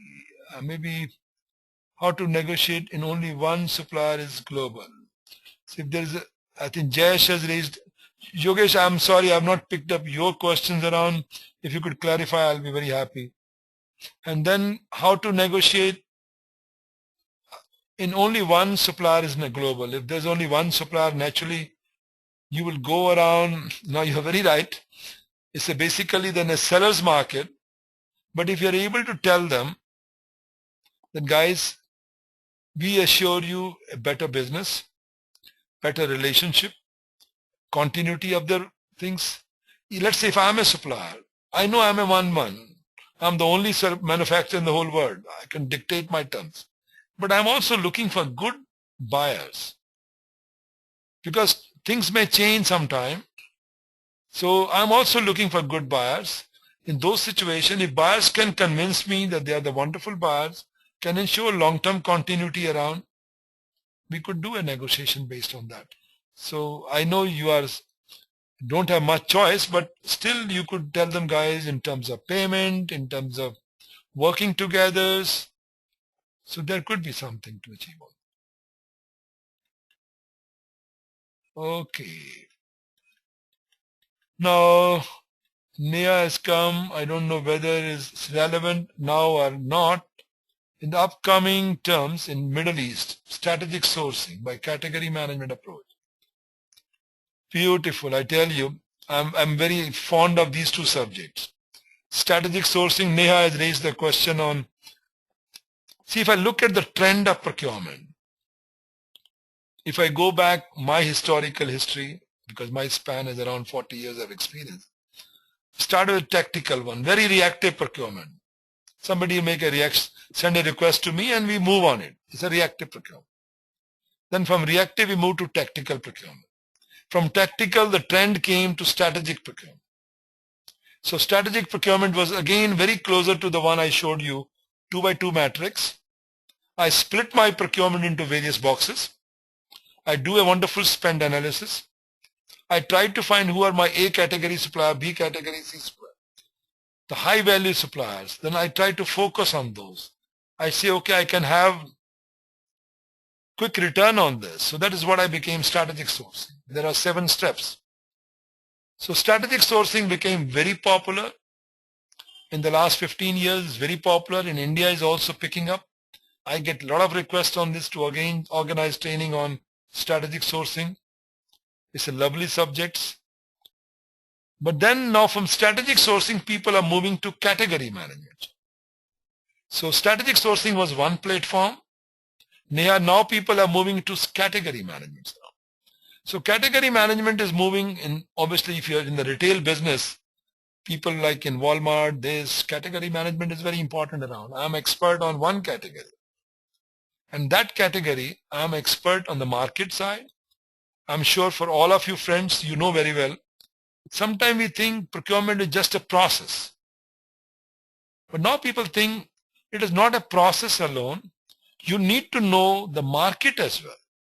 You need to know the product as well. If I don't understand the product, I'm buying electronic item, I don't know what this purpose does. I'm buying health equipment. The guy has never seen microscope and buying microscope. They don't know what is the purpose of a microscope. So that's some issues around. People are now becoming experts. I'm expert on medical equipment. I'm experts on the category of IT equipment. I'm expert on this. So category approach is now becoming, I know the market very well, worldwide, global market. I know the product very well. So those concepts are coming around. I'm dealing with telecommunication market. I can speak very fluently, X, Y, who's good, who's bad, and how the trends are coming around. And I know the product very well. So that's a category management approach. So this is becoming a very popular subject nowadays. The trend is towards category management. Now I hope I have tried to clarify to some extent looking at the time, but it's a great subject. My request will be, the whole supply chain is changing. So you have to stay on the top of it, learn strategic sourcing, learn category management now.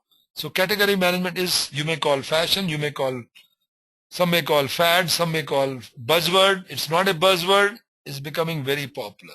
In India, I must have done 10, 15 workshops. Still not picked up. I recently did with IBM and we did together around. Strategic sourcing, everybody understand now, slowly. It's picking up all the big companies. Category management is a new area. It's picking up. So please learn this. It's a great subject. And those who are in retail business, category management is a must. Okay, then exchange rate. Now, I think Yogesh here talked about shadow exchange rates. I mean, I know the exchange rate part, but the shadow part, yes. How the market will be changing, how things will do. I'm not a real expert on this part, but certainly I think the finance people can answer much better on this. So then there's a real official exchange rate versus, I can see Yogesh, you have a lot of exposure to the finance part around.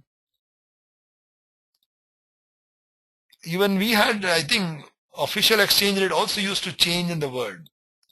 What we have in India, and now when I deal with the United Nations has got its own exchange rates around. So that changes around all the time. But then we look at the RBI side, what they come up, there are changes around. Okay, then I got in literature on retail, but oil and gas sector, how applying, would like to know. Again, I think it's very important around, I think on the category management, Neha, I know in the retail, everybody understand. I'm dealing with vegetables, I'm dealing with shampoos, I'm dealing with this, I'm dealing with dairy items. I know that category experts are there around. Oil and gas, also very important around. As you know more than me, in oil and gas, there are many byproducts, many end products. And when you're buying something, some are fabricated items, some are this item. So people are expert on those items around. So in oil and sector also, there are categories. And those categories, I don't know whether you guys have heard about UNSPSC. United Nations Standard Product, Standard Classification. This is the product, it's my baby actually. I developed in 1988-89. I know oil and sector had their own category approach around.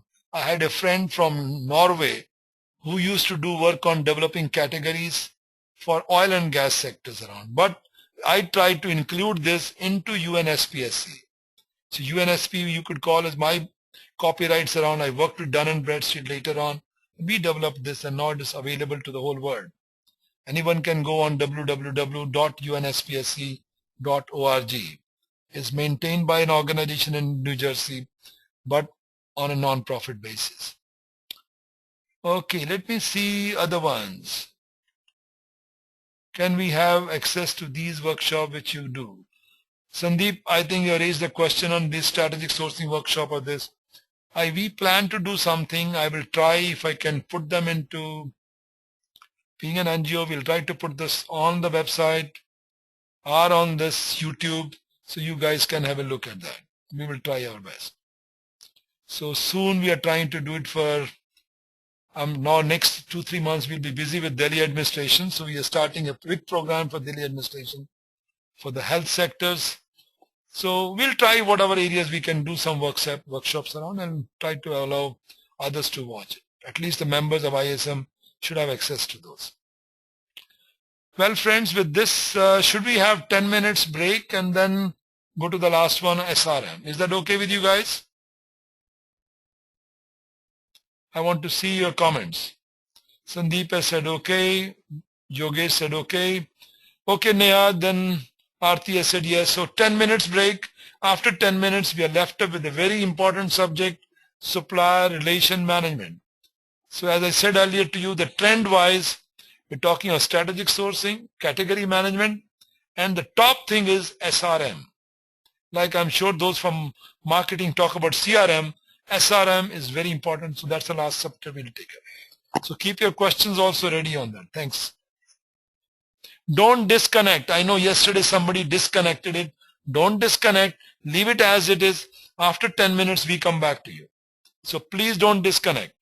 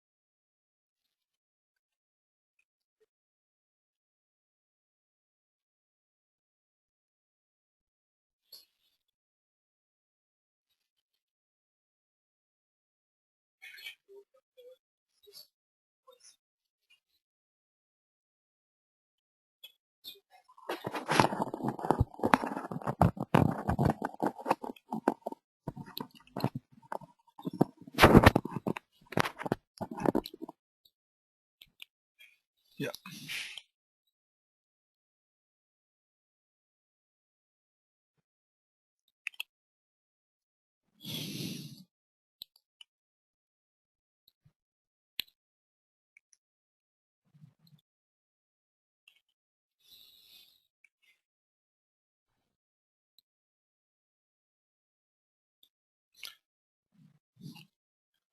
Friends, welcome back. So that's today's last agenda item, supplier relationship management, in short called SRM.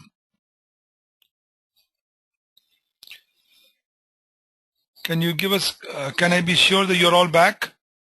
If you could say yes, that'll be good, so I can know. Can you see on the questions, Hans? Okay, I could see Neha, I could see Jesh, Tapasya, yes. Okay, good. Okay, friends, as I said to you earlier, now this is the last agenda item, but very crucial one in terms of scoring as well.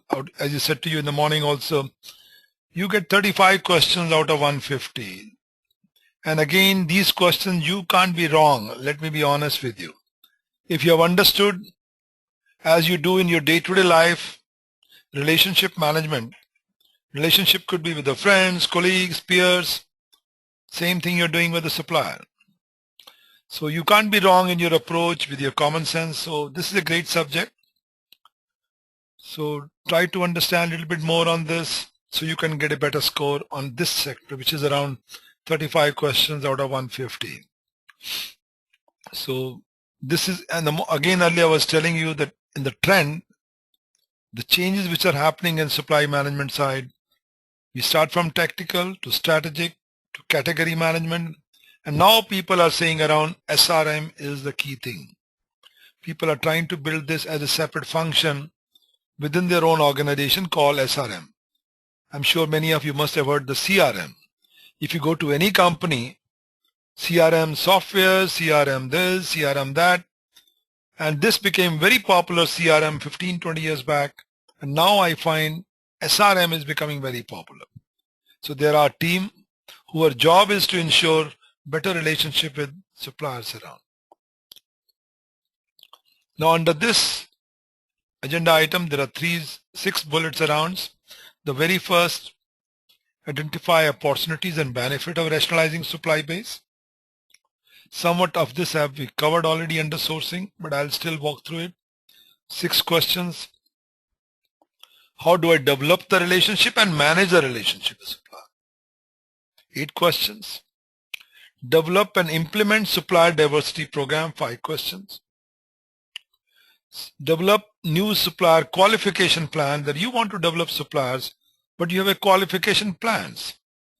What are your criteria for selecting a good supplier or a bad supplier? What factors you give more weight to that? Do you give innovativeness? Do you look at the more on the size of the company around? Do you look at what factors you give importance around? So those are 6 questions. Obviously, once you're dealt with the supplier, you want to do the supplier performance evaluation. I'm sure many of you will be having a software for this. 6 questions. And lastly is, you're not happy with the supplier, you want to develop exit strategies around. Somewhat we did also in the contract management. So exit strategies also 4 questions around. Now you will see there's a lot of overlapping on many things around. Some items you will say, oh, we did it in the contract management. Some of them will appear here around. But the question comes, when you see the question in the exams, this is where when we were talking on the practical tips yesterday, understand the scenario. So if you're able to link up the question with that scenario, then you're able to narrow down your answers from 4 to 2 easily, I tell you. Because they'll put down the possible answers 2 will relate to contract management, 2 will relate to supplier relation management. Then you have to see what is the scenario. Am I talking the whole scenario towards SRM or towards the contract management? So this is where I think you have to draw the lines. Once you do it, it's very easy to find which is the best answer then. Okay friends, with this now let me start moving to the rationalization part. So rationalization is to determine the right mix, the number of suppliers to best meet the requirements. Obviously you will do the SWOT analysis. SWOT analysis, and the last T is missing here is the trend part also. So you do strength, weaknesses, opportunity and threats with your existing supply base. Are you safe with that? If you feel there are too many threats, then naturally you will like to find new supply sources. Data mining tools are there around with you. You got tons of information, the ERP, accounting, the portals. So the data mining, you can try to find information. So you have the mine of information, pull the informations. That information you can convert into intelligence. So the moment you are able to convert into intelligence, I think supply-based rationalization becomes easier. Supplier catalogs, categories around. You can categorize the supplier. Are they my partners? Are they my alliances? Am I going to keep them at distance? You need to see what makes sense to you and you are able to categorize them. Supplier segmentations, you can segment the suppliers with whom you work centrally, with whom you work from decentral way, and all those things. Now rationalization, when we talk around, is keep in mind this is a cross-function work around. You can't do sitting alone, because once you work as a cross-function team, so you have a team dealing from design, people from engineering, people from R&D, people from manufacturing, people from actual users. It's a group of people. So those people who are involved in the chain, you might be managing the chain, but there are many other users of the chain. You have to see the cross-function team to get a good function of it. Supplier measurement system, there has to be there around. Development strategy, development process has to be there around. But behind all this, you have to keep in mind 80-20 approach works with you. You will find if you say, I'm making 100 contracts in a year. I'm taking PO also as a part of contract. At the end of the day, everything is contract. You will find that if you list down all the contracts in a descending orders, take the top 20, those top 20 will cover 80% of the amount. And the bottom 80 will cover only 20% of the amount, total amount. So you need to focus on those 20, the top 20s, you may call 8A categories, which is the major chunk of your money and the business. So that's where you will say, okay, these top 20s are covering my 80% of my money, and that's where you would like to focus on improving the rationalization, trying to find the best supply sources in that area. Categories. Some are approved suppliers. They have gone through the review and evaluation process. Some are preferred suppliers. I prefer them because they meet my expectations. Partner suppliers. So you become partners. Long-term relationship. You share every information. Certified they are. Another one is certified. They've gone through the certification. You develop some guideline for certification. That's what you do. Pre-qualification. These are done basically for civil works guys.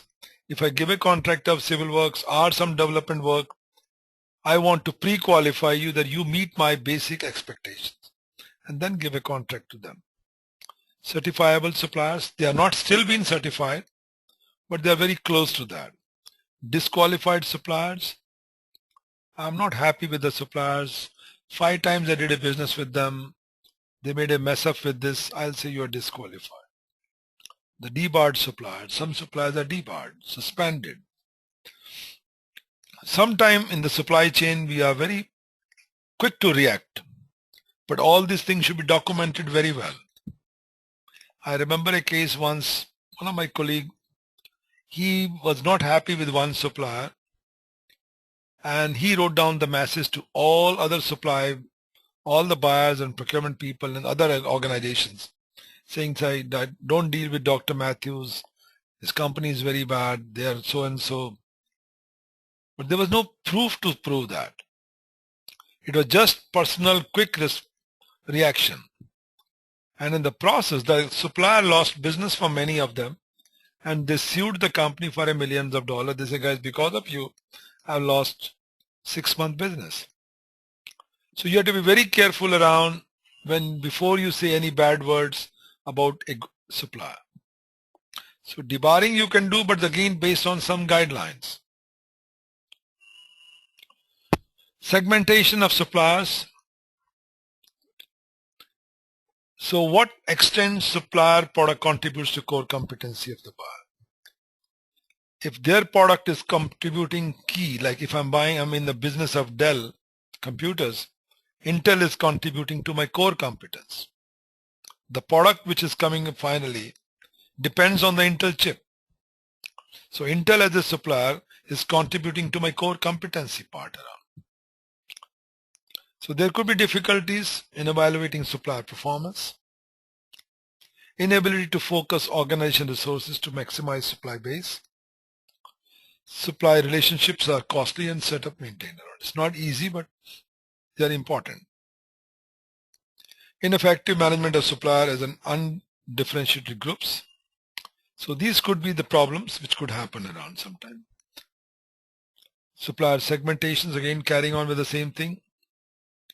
So allocating more time, expertise to strategic relationship. With some suppliers, I got a one-time relationship.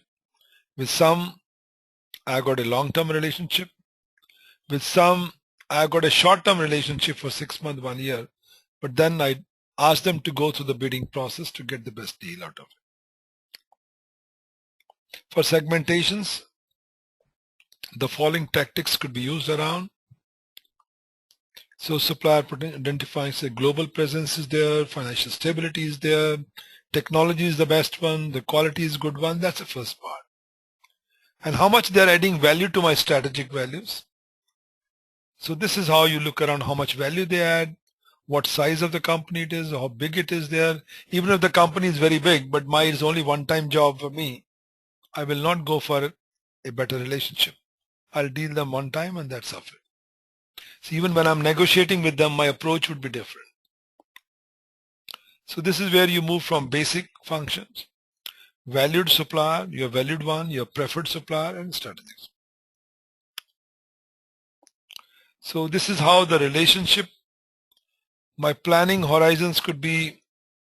In a basic one, I'm dealing with the singular operations. In a valued, I'm dealing on a regular basis, but again a short-term planning. Preferred one, little long-term. Strategic is very long-term, and we share our every information. So the very first one, since a one-time, I could do in a very competitive way. Valued one, I do the performance incentives. Preferred one, I love and believe in continuous improvement on both sides. And the last strategic is experimentation, learning, collaboration. The word collaboration means we work together. We experiment together. We learn together. So this is how we work around. So management costs and the level of involvement is at the low level in the basic areas.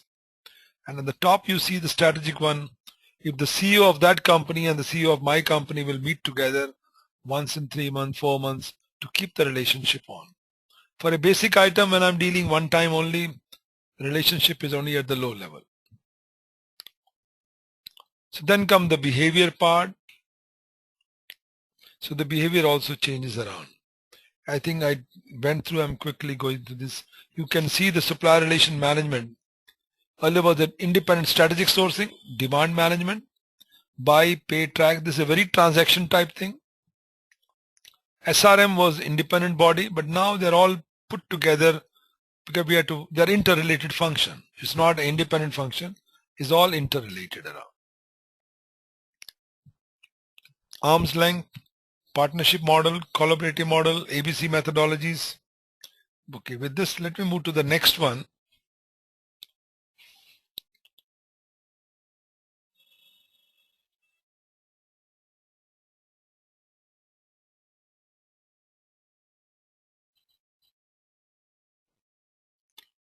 So here we talk about effective relationship with suppliers. So the developing part, let's understand the good things are the benefits of good supplier relationship. Confidentiality policy is very important around.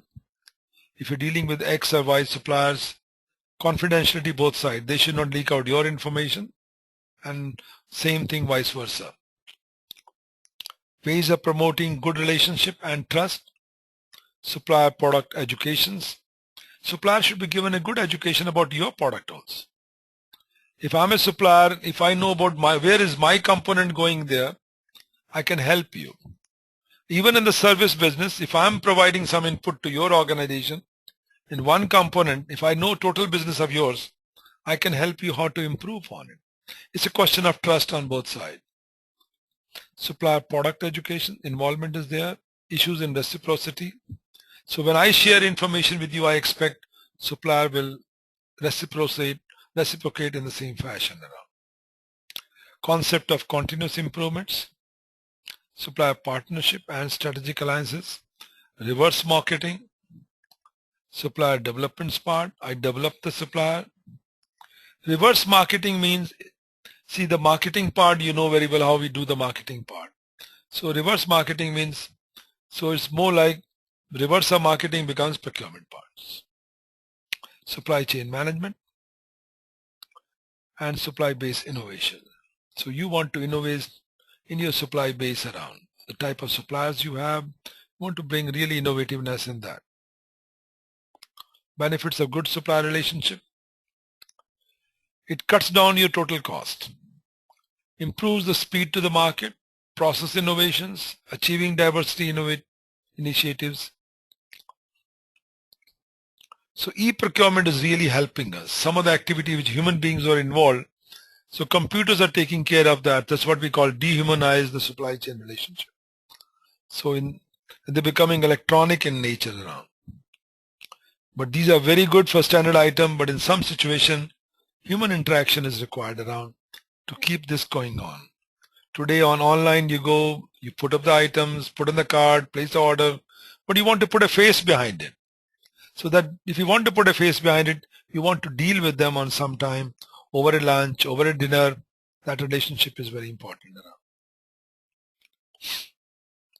Confidentiality policy, I talked about non-disclosure agreements.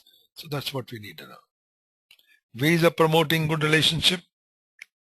Key principles are top management meetings, relationship between suppliers and the customer functions, timely payment of invoices, equitable treatment of suppliers, periodic supplier surveys. Focus shall be to become preferred supplier. Now next comes promoting good relationship. It's obviously a two-way traffic. It's not one side. It has to be called from both sides. Face-to-face meeting, web conference, telephone call, email, they all help you to build up the confidence and trust. Supplier training to improve the quality and performance. Suppliers should be given a training about your product. Suppose if I'm making refrigerators and somebody is giving me the compressor, I should know how I'm using it, how is the performance of it. They should have understanding. Team building is very important around. Supplier development to improve their capabilities. Periodic business review. We should review our business every quarterly, how things are going. Now supplier product education involvement. So we used to do, some companies do it, supplier clinic. They will invite all the suppliers. In that clinic, they will try to give them the complete knowledge about your product, where their items are going in. Sometimes suppliers, once they get a wonderful ideas, they can come with a better product even. They may say, okay guys, we can make this change to cut the cost even. So that's what we call supplier involvement upfront, at the design stage, at the manufacturing stage. But they can only contribute when they come and join you on these clinics.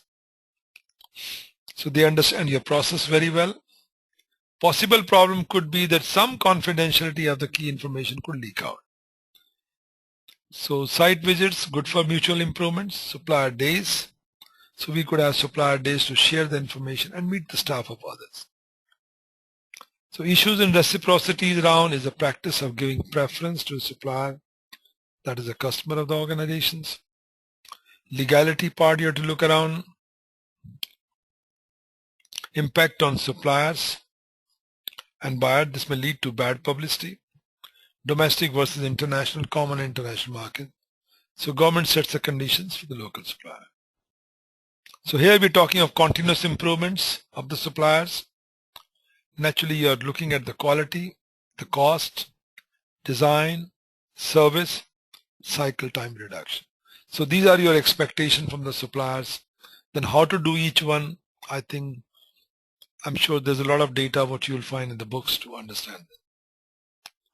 Supplier partnership and alliances. There's a very again gray area between partnership. Alliances is one step above partnership. Supplier and the buyer could become partner. But alliances mean you've really become like an extended arm. You could call like it's a vertical link of your company even. Alliances become that very closer.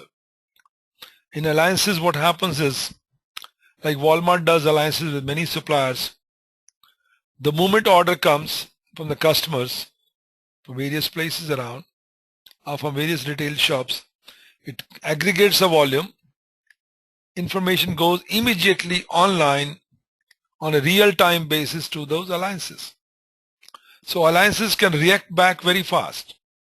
So that connection is done so fast up to the in a form of alliance. So partnership is also very close to that, but then there is a small gap, one notch below the alliances part. So this involves long-term commitments. So the rationale, as I explained, is very important around you add value into this. Relationship is there, but you add value through this because every information you are able to link. Your ERP can be connected with the suppliers. That's what the advantages comes in. So whatever complaints I'm getting from the customers, they also know it. So it basically bridges all the complete chain around. Like look at Toyota's company. They have 100 companies around their periphery. All of them are connected to the IT system. The buyers are giving me requests. The information is going to every one of them. If buyer is not happy, again the information is going to all of them. So in the process, your partner, your alliances, you work together to improve the quality part. So alliances is a method of identifying potential alliances. So this is, as I said to you, one step ahead of partnership. Now maintaining alliances, provide incentive to suppliers, continue to measure and report the benefits, celebrate success together. Concluding alliances, supplier certifications, you give them certifications part. Now reverse marketing is aggressive approach to developing a relationship. So you are not marketing the product per se, you are marketing your relationship. So you are saying, guys, come and supply us. So see, if you look at the coin, one side is marketing, one side is procurement. So the two sides of the coin is marketing, and you change your role, it becomes procurement. So reverse marketing, you're trying to ensure a better relationship around. Supplier mentorship. If needed, you may like to mentor them. Early supplier involvement, ESI. Supply base innovations. So in the base innovation, you're trying to bridge managing the differences, managing breakthroughs, managing whatever decision-making part of it. Well, thank you, friends. And now we move to the next one.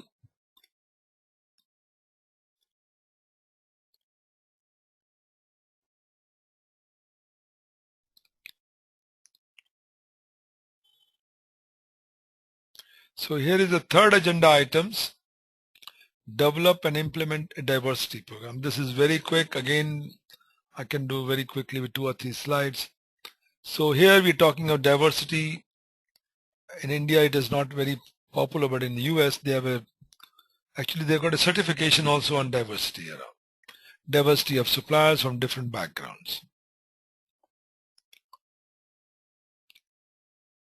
So these were developed. It's basically political economics, you could call it. It's a social issue, but to some extent political issue as well. So these were developed to address social and political issues because you want to get the votes from them or whatever you may call. Plus it makes logical sense also because you want to carry them up also. So that state of society which has been not given fair chance in the past, you want them to move upward. That's how it goes.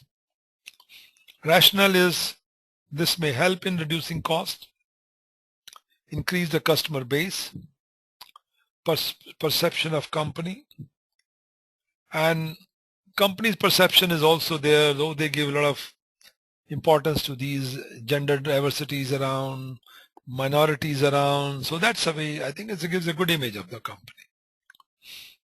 So sources of information on socially or economically disadvantaged suppliers. So there are directories, there are fairs, chambers of commerce who can fill you. Then there's the requirements and program elements that goes on. Well, this one is over with this. I think it is a very basic, I would call it.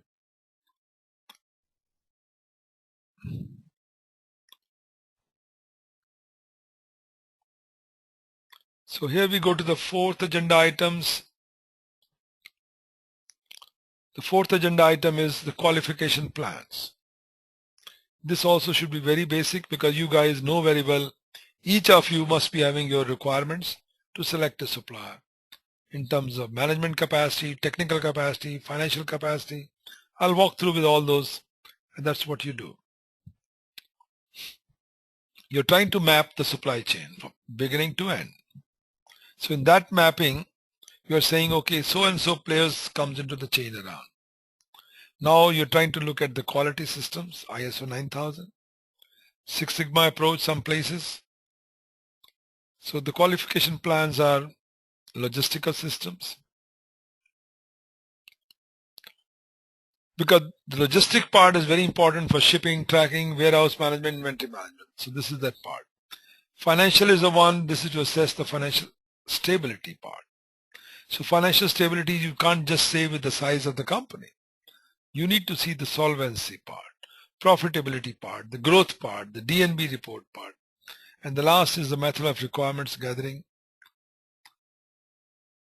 and making the process more difficult. Supplier evaluations. Now the supplier evaluation measures up-to-date equipment and facilities around.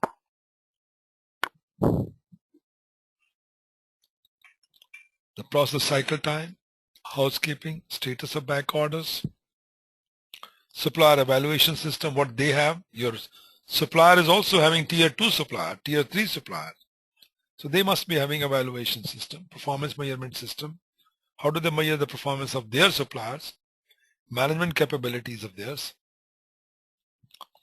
So ISO 9000 is about one part from the quality angle. Then we look at the leadership part, we look at the labor relationship. You don't want to tie up with a company which is having a very bad, poor labor relationship. You know very well, anytime those bad relationship means things could go down. ISO 14000, financial relationship, profit records, current liabilities versus current assets. Working capital, you like to see who are the major customers and ability to raise capital. If suppose your business grows big, are they able to raise the fund? Not that they come to you, sorry sir, make my payment, I can't move further. So you need to see whether they have enough capital around. Then there's the TCO concepts, risk part, so that's what we need to look around. Supplier evaluation by cross-function team again. So you have to develop the scoring matrix, you develop the weight for each one, evaluate the supplier. So at the end of the day, you need some criteria around, give a weight to those criteria and work out the total cost of them, value for them. So you try to make it more mathematical modeling to say whether whose supplier is doing good job or bad job. So friends, this takes us to two last agenda items. Conduct supplier performance evaluations. 6 questions on this. So when you're trying to evaluate the performance, you look at technically 4 areas I would call. Price. Supplier might have given you X price, but by the time they deal and finish the job, every month they come with increase in price. Sorry guys, the price we quoted was very low. we can't do business with this, we can't proceed further this, then you make an amendment. Then they come again with a change around. So that's type of suppliers, you'll try to score less. But then there are other suppliers who say fixed price, we know what the job has to be done, we will do our best. Then there's a problem with delivery. You wanted them to deliver in Mumbai at so and so place, but the guy has delivered instead of Mumbai, he has gone to Thane, so it's gone to wrong place. So wrong location. Third thing could be, in terms of performance evaluations, when we talk of supplier performance evaluation, is the documentation part. Given you wrong documentation, wrong invoices, you add the figures, doesn't match with the purchase order. So that's again wrong thing around. Service. You are not happy with output. You call the guy never picks up the phone. So those type of things you try to evaluate them. Now, factor used to analyze supplier ability to perform. Technically, most of these will fall under those headings around. Capacity to undertake additional orders. Delivery reliability, are they reliable in terms of right time, right place? Is more than 80%. Quality history, you might be seeing there are so many defects in millions per million basis, so you need to work it out how much of the defects are. Make or buy decisions. Now, obviously you have to look at the cost effectiveness. Are you able to do yourself, or are you able to get some time from outside? So that part has to be there. Flexibility is there, increase in production in short time. List of past customers, electronic capabilities, web-based. RFIDs, radio frequency identification. I'm sure you all know about the barcodes. Many department stores, we scan it. The moment we scan it, that information gives you the description, gives you the price. So computer automatically understand with that barcode, this is the price. But you must have seen for every item has to be lifted in the hand and scan it. In RFID, the radio frequency picks up the signals automatically from even item, even it's in a big cartons around, I don't have to open the carton. It can pull up the information from that. Issues of conducting site visits. So whenever you do site visits of the companies, what timing you should visit. What you need to look around is the factory housekeeping part. You need to look around the process, how the material is flowing, the work that flow. Employees morale is very important around. Keep KPIs, you should work it out. Look around. So well friend, this closes our performance evaluation part. Now we go to the last one, and I think keep your questions ready. And so once we have covered the question, I think we'll be closing it today, I think in scheduled time. Agenda, again the last one is execute supplier exit strategies. Again, to a lot extent, very common sense. You're not happy with the suppliers. You want to get rid of them. You want to terminate the contract. So that is again exit strategies around. Now exit strategies, it could be complex. Sometimes you may think, oh, what is so big thing about it? Let me terminate the contract. But let's say you've given me a contract of making 1,000 pieces. I've already delivered 80 pieces, but you're not happy with it. You find too much headaches. You're trying to call me every time. I don't pick up the phone. So then you say, guys, now we should terminate the contract. And you have got a better suppliers. But the problems come if you terminate the contract, those 20 pieces which I have not delivered you, I will say I've got the raw material. I have already hired the people.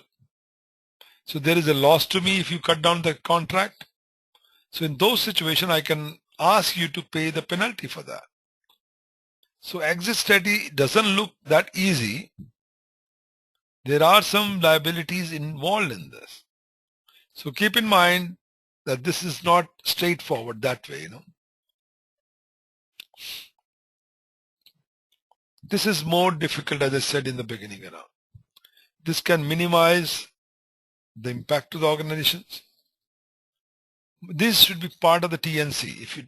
if you want this could happen, it could happen anytime. So in the terms and conditions, we must include this as part of it.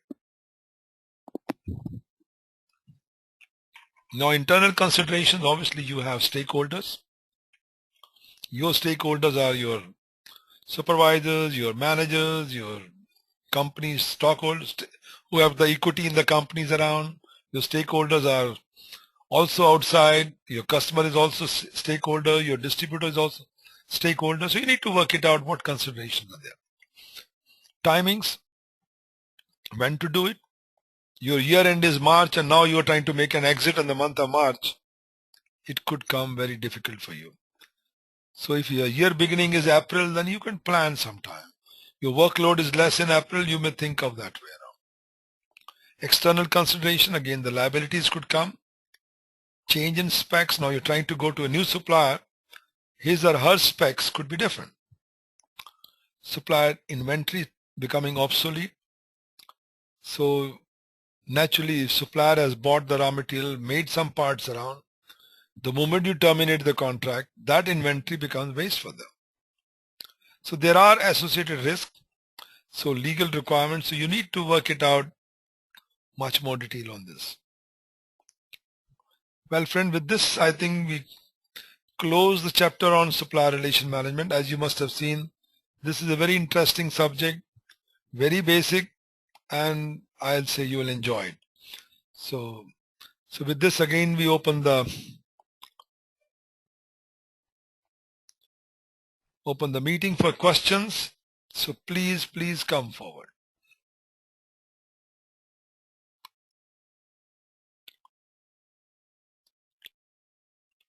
Well, friends, any questions so far?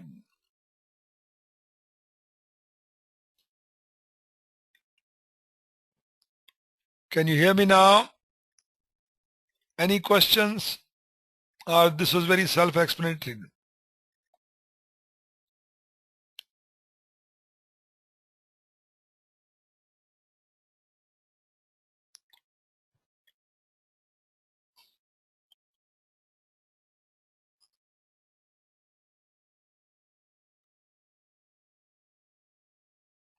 Hi, friends. Can you hear me?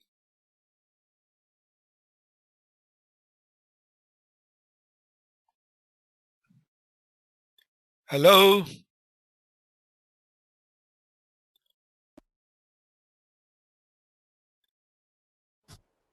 Hello? Hello. Yes, sir. Can you hear me? Can you hear me? Yes, yes. So was it okay the last session? The last session. The session is okay, but it is too fast, sir. Oh, it was too fast. Too fast. Okay, I thought this is a very basic one. But I know this is basic, but yesterday's session is smoothly going on and captured it easily. But today is too fast. One type of question we ask, we are not very clear there. Okay, your concern is the last one. Am I right? Last agenda. Yes. Okay, because I was looking at the time, 2 o'clock. I said 11 to 2, I must finish it. I must respect the time. I know you want to close the agenda, agenda close. But next time you 1 hour minimum, maximum. Okay, we'll do it.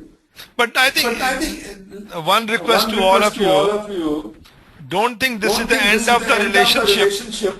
Please send your emails, questions, and we'll be happy to answer all of them.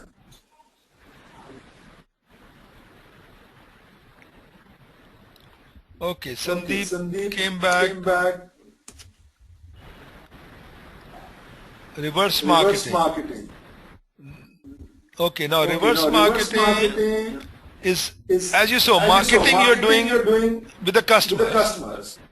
You market your product to the customer. Now you reverse mean, as a buyer, you are going to seller. Guys, come and give us the goods. So it's a reverse market.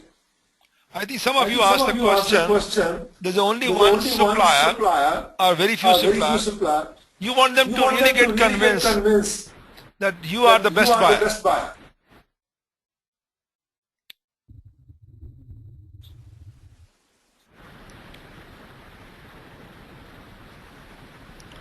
Okay, please provide me.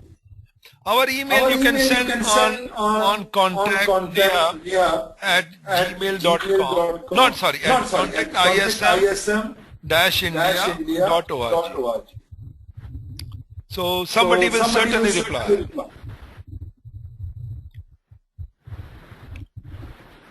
I mean, I can give you my email, but then sometime I'm traveling, so it misses up.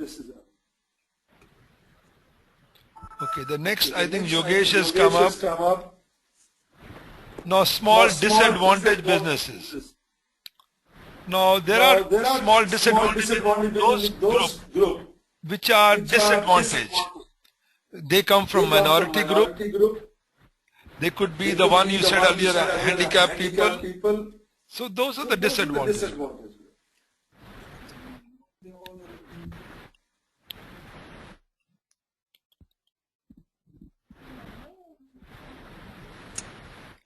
Okay, anyone else, friends?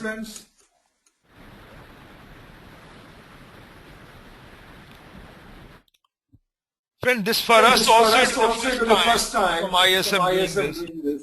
So we were trying to try the capacity of the one who had given this contract. So let's see if it goes well, we'll do it better.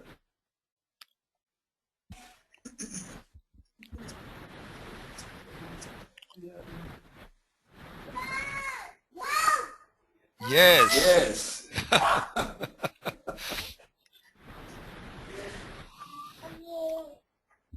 Hello.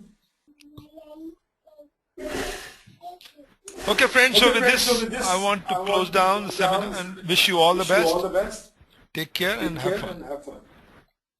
Thanks again.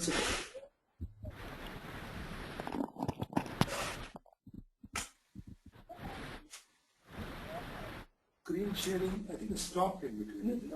Last time मैंने किया था जब हम question का session चल रहा था ये दिखता है ना सबको तो stop का मतलब no one sees your screen. What does it mean? ये screen किसी और से शो नहीं होगी फिर आपका image show. Only image. Yes, not video show. Okay, we are getting confused.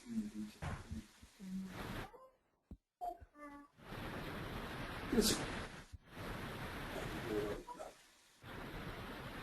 I